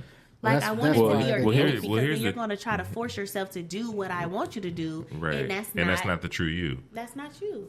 Who I thought you were, you just wasn't. At the end of the day, I met your representative, and then the real you showed itself, and it's Flawed. whoa. So then it really be showing me because like you on my social media, so like, you know, I love to like that's in real life. When I say like, dang, my back was hurting, I had to go get a new bed. Like literally, I like this stuff be real life. A lot of people, because I see their stuff behind the scenes, I'm like, you flawed. Like you are not who you say you are, and you be showing out for these people. And I'm like, this is me in real form. Like I've never had to do something to impress people just to feel like wanted or feel like I'm showing out or anything like that. Like I'm bloopers all day. Like, oh shoot, you feel me? Like I just did that. You know, I still whatever. Like when I was back in the day, it was crazy. It was like it made men like really be attracted to me because I'd be just like passing gas anywhere. What? That's what I was like, what? And then I had no care in the world, and they'd be like, "Ooh, I like when you do that," and I'm like, "It's so weird." But Those the one that like groceries too? that you marinating the plate? They'd be like, Jesus man. Christ. I mean, I have. When I tell y'all, I have so many stories. Y'all would be looking at me like, You're y'all ain't even met Sweet Peaches. This is just on Shalisa, like. Sweet Peaches. Who Like is that? Sweet Peaches is a totally different Is that character. your OnlyFans name? Like, I never had an Only's fan. Now, I used to model, you know, so people like, Yeah. how do you get Sweet Peaches? And I'm like, I'm sweet, you know, sweet. It was Cutie Pie, then it went to Sweetness, then Sweet Peaches, then Sweet Lips. You know, my voice is really soft. Everything that comes out of my mouth is just so floral and full of grace. And, you know, All right. It So just- you got the name Sweet Peaches because of your personality. yeah, like, Gotcha. you know, Okay. Sweet Peaches, you know. It's just been like a childhood name that I've had, you know. And I'd be like, yeah, you know, Sweet Peaches. That's Okay. That's what I've they heard know I've heard me of as. peaches before, but Sweet Peaches, Yeah, I mean see? that could be looked at a certain type of way. and I'd be like, hey, it is what it is. Like, and it's with a Z, Peacheze. Of course it is. Sweet Peaches. You know, black feel me? people can't just spell some shit straight. Like, no, it can't be Sweet Peaches because I'm not from Georgia, but you know, it's just, you know, all the great qualities. You know, there's really health benefits to eating peaches. What? It's good floral. Mm-hmm. You know, so if you think of any high way you put it, it's just like Sweet Peaches. It's like, Okay. yeah, And when you say floral, you're talking about like your yeah, scent? fluoride. No, fluoride. Oh, It's fluoride. good fluoride. Okay. Oh, okay. I think you said when you were talking when about you the eat the floral. fruit, it's a health benefit. Gotcha. You know, Gotcha. Didn't okay. we have some topics we were actually supposed to get to? we did. We go got over to we some. got to most of them. We got to most of them.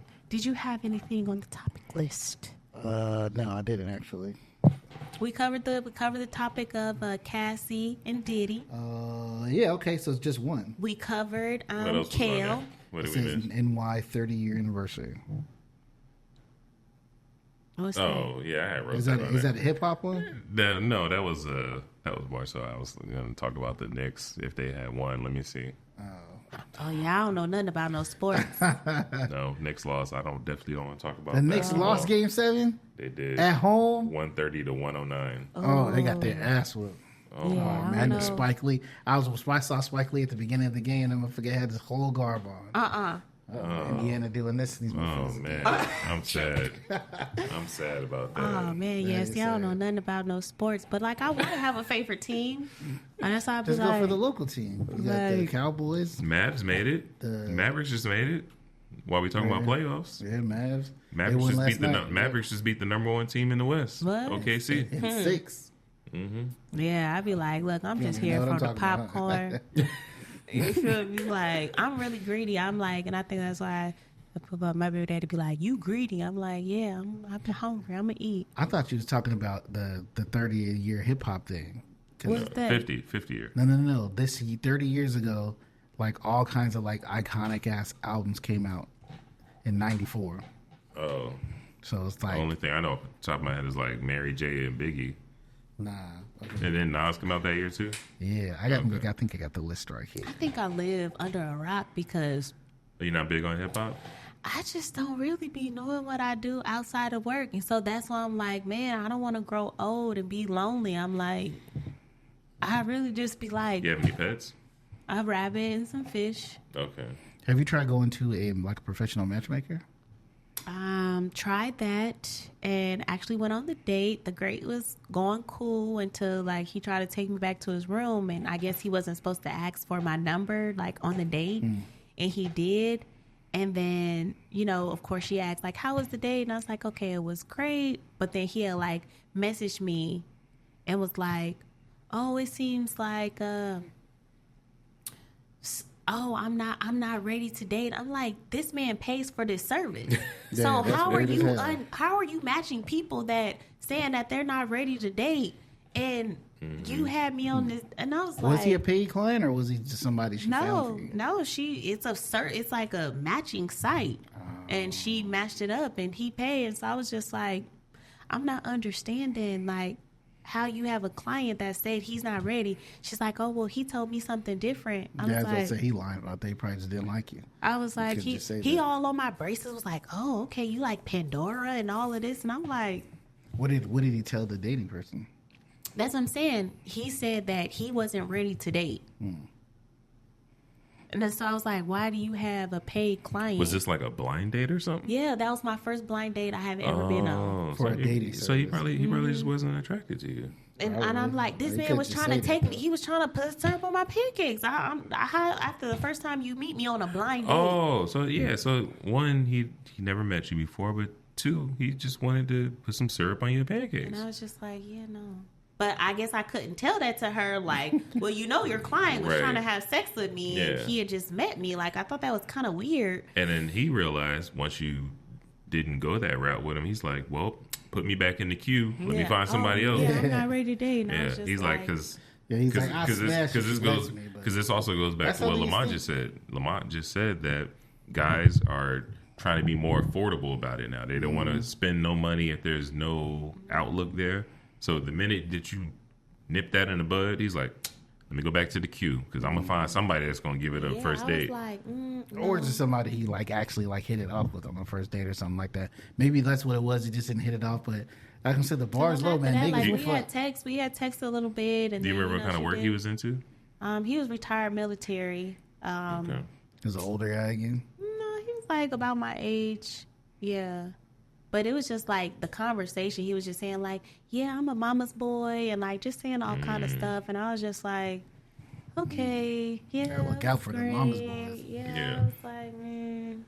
I just didn't feel the butterflies, you know, but, you know, just doing my due diligence. Like, I'm not about to just get up and leave, you know. But I was just like, oh, okay, first blind date experience. That was an experience. And, would you be open to having another blind date? Of course. You know, I'm always willing to try. I'm never like uptight, like, oh no, I can only see you in the grocery store trying to reach for the high level stuff. Because if you're short, you can't reach it. But if you're tall, you can. Like, no, I'm always open. In the grocery store. Yeah, you know, I'm always open to anything, you know, and willing to give it a try. But I'm like, okay, yeah. Go to the grocery store like with just like sweatpants and a t-shirt. And your hair, your hair in a bun, and no makeup. Like every dude in there be trying to talk to you. And it'd be crazy because one time I was walking down the street and like honking horns and all kind of stuff. I'm like, you know, I'm out here feeding the homeless, right? But You know, like, I'm not. No, why you pointing at me? Well, Talking always be talking. Yeah. All the gang signs and stuff. Yeah, But no, yeah. it's like, I be in some crazy. I didn't have some crazy experiences. Like, I see. yeah. I see. Well, I'm glad that you are open to giving a blind date a chance. So that way, if I feel like I know somebody that may be on your level, I'm gonna set that up. Thank so you. then that way, either that person or you can come back and tell us how the date went. Of course, of course. I would love that. Yeah. But before we wrap, do you have anything that you want to like promote that you may be having going on? Let's see. All your many businesses. I know, right? Serial entrepreneur. I guess I can ask y'all, what did y'all think about my 420 event? Oh. Yeah, well, I didn't get to enjoy it like I wanted to. The power went out in my neighborhood. Right. So I just came and picked it up, but I was still there for a minute. It looked like it was definitely a vibe. It had a lot of people. You had like staff people. Yeah. I was sitting there. I was just waiting for my food and had people. You want another one? You want another? It's handing me. I think I had like 5 mimosas as I was sitting there chilling. Yeah, for sure. So let me give you my real time feedback on your 420 event. Okay. So I kind of cheated. Okay. I took an Uber there. Okay. But before I left, I took a gummy. Okay. Oh. So I took a gummy, right? So, from where I stayed and where the event was, by the time I got there, I started to feel the gummy, right? Right. So this is how it went for me as I got there. I walk into the place. First thing I see is the DJ. I give him £1 and whatnot. I believe I greeted one more person. It might have been the saxophone player. Okay. I greeted him, and then I either seen you or somebody else to sit me at the table, right? The minute I sat down at the table, it was like the music started, right? So it was like sublime. Like the music started, and I'm just looking around like, okay, boom. Like it started with a good song and everything. Then I looked up, somebody walks up. They're like, oh, here's some mimosa. Mimosa got placed on the table. I looked at my date. I'm talking for a little bit. I look back up. Oh, here's an appetite. Like everything was just coming out, and it was just like emotion. Like it was not a dead spot. Like you had. Listen, when I say you had the support doing a thing, the support was doing a thing. Yeah, I heard him every time I looked up, everything was coming out in motion. It was just perfect. Like you were following up on the crowd, asking everybody how's they doing. You need a refill, you need this, you need that. Very attentive. I love that for you. Thank you. It was great, and without giving up too much.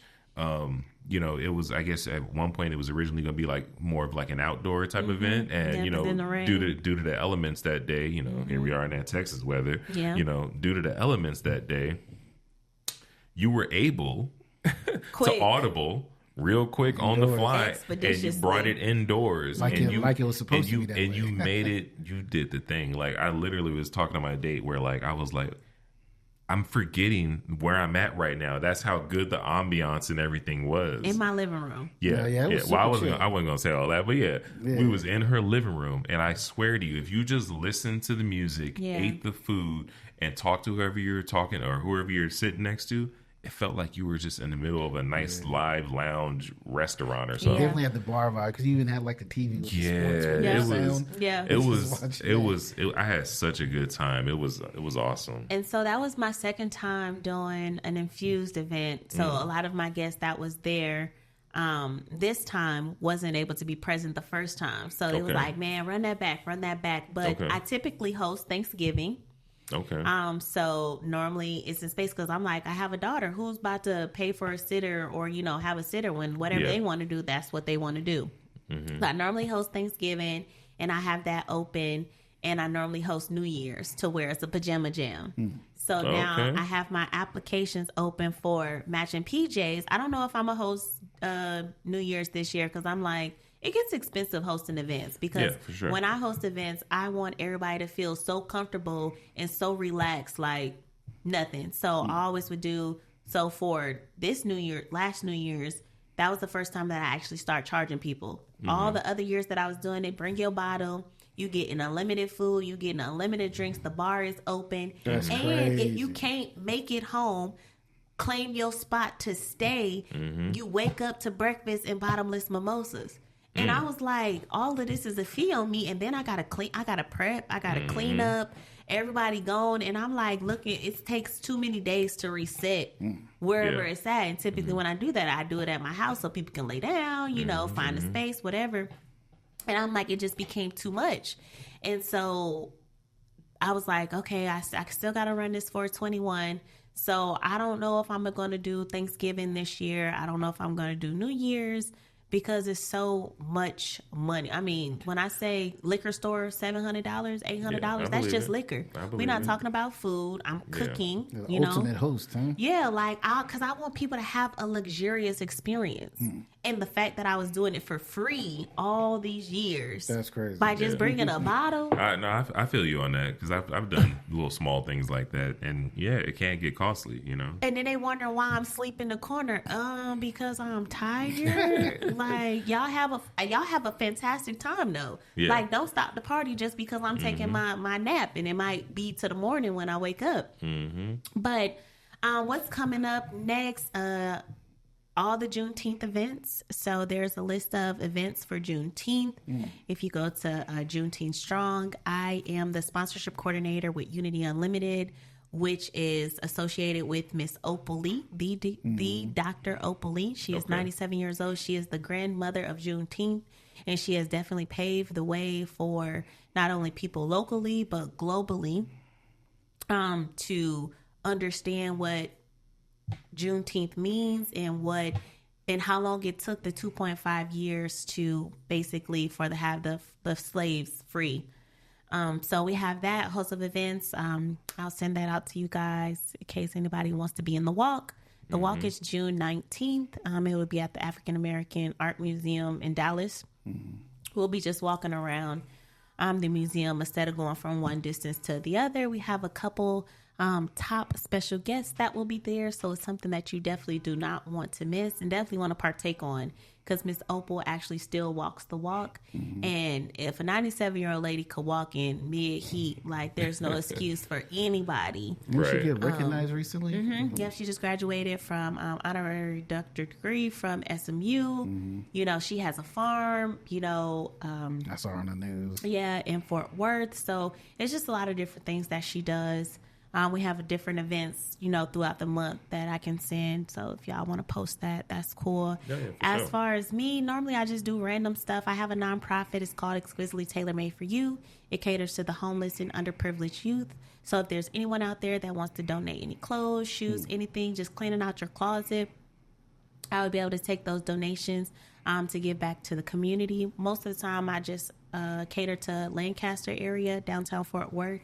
But I do have other partners that I do share out any donations that are too much for me or I have a surplus of it. So it's fixing to be summertime. So if you guys would like to donate monetarily and or with just like water, Gatorades, things like that, because I mean, they really live out on the streets and anything could help, toiletry items. And I normally just pick random days to go out and give back to the community there. So yeah, that's what I have going on. Okay. That's beautiful. Yeah. Thank y'all for having me. It's been a pleasure getting to know y'all, and I'm sure for y'all getting to know me. Absolutely. Oh, wow. Listen, I know you a whole lot more than I knew you yesterday. That's for damn sure. And especially, I'm sure I can vouch for the listeners as well. Yeah, I think we can have this back and forth for forever. Yes, for sure. I mean, when you got good energy, and it's just like all my experiences are like real life experiences. So that definitely shows like on the platform that we were talking about reality versus cap, or you know, authenticity versus you just trying to shoot just to say that it is, or like it's real life, you know. And I'm real, like, you know what I mean. So it's like nothing is really left, no matter how high and mighty a person you know think I really am. Like I'm really so authentic and cool. So I love that.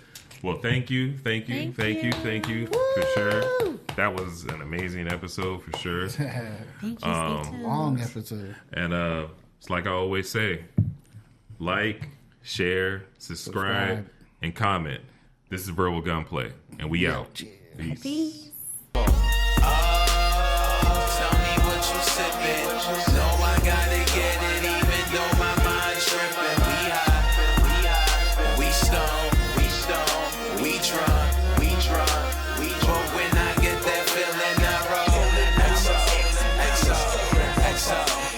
XO, XO.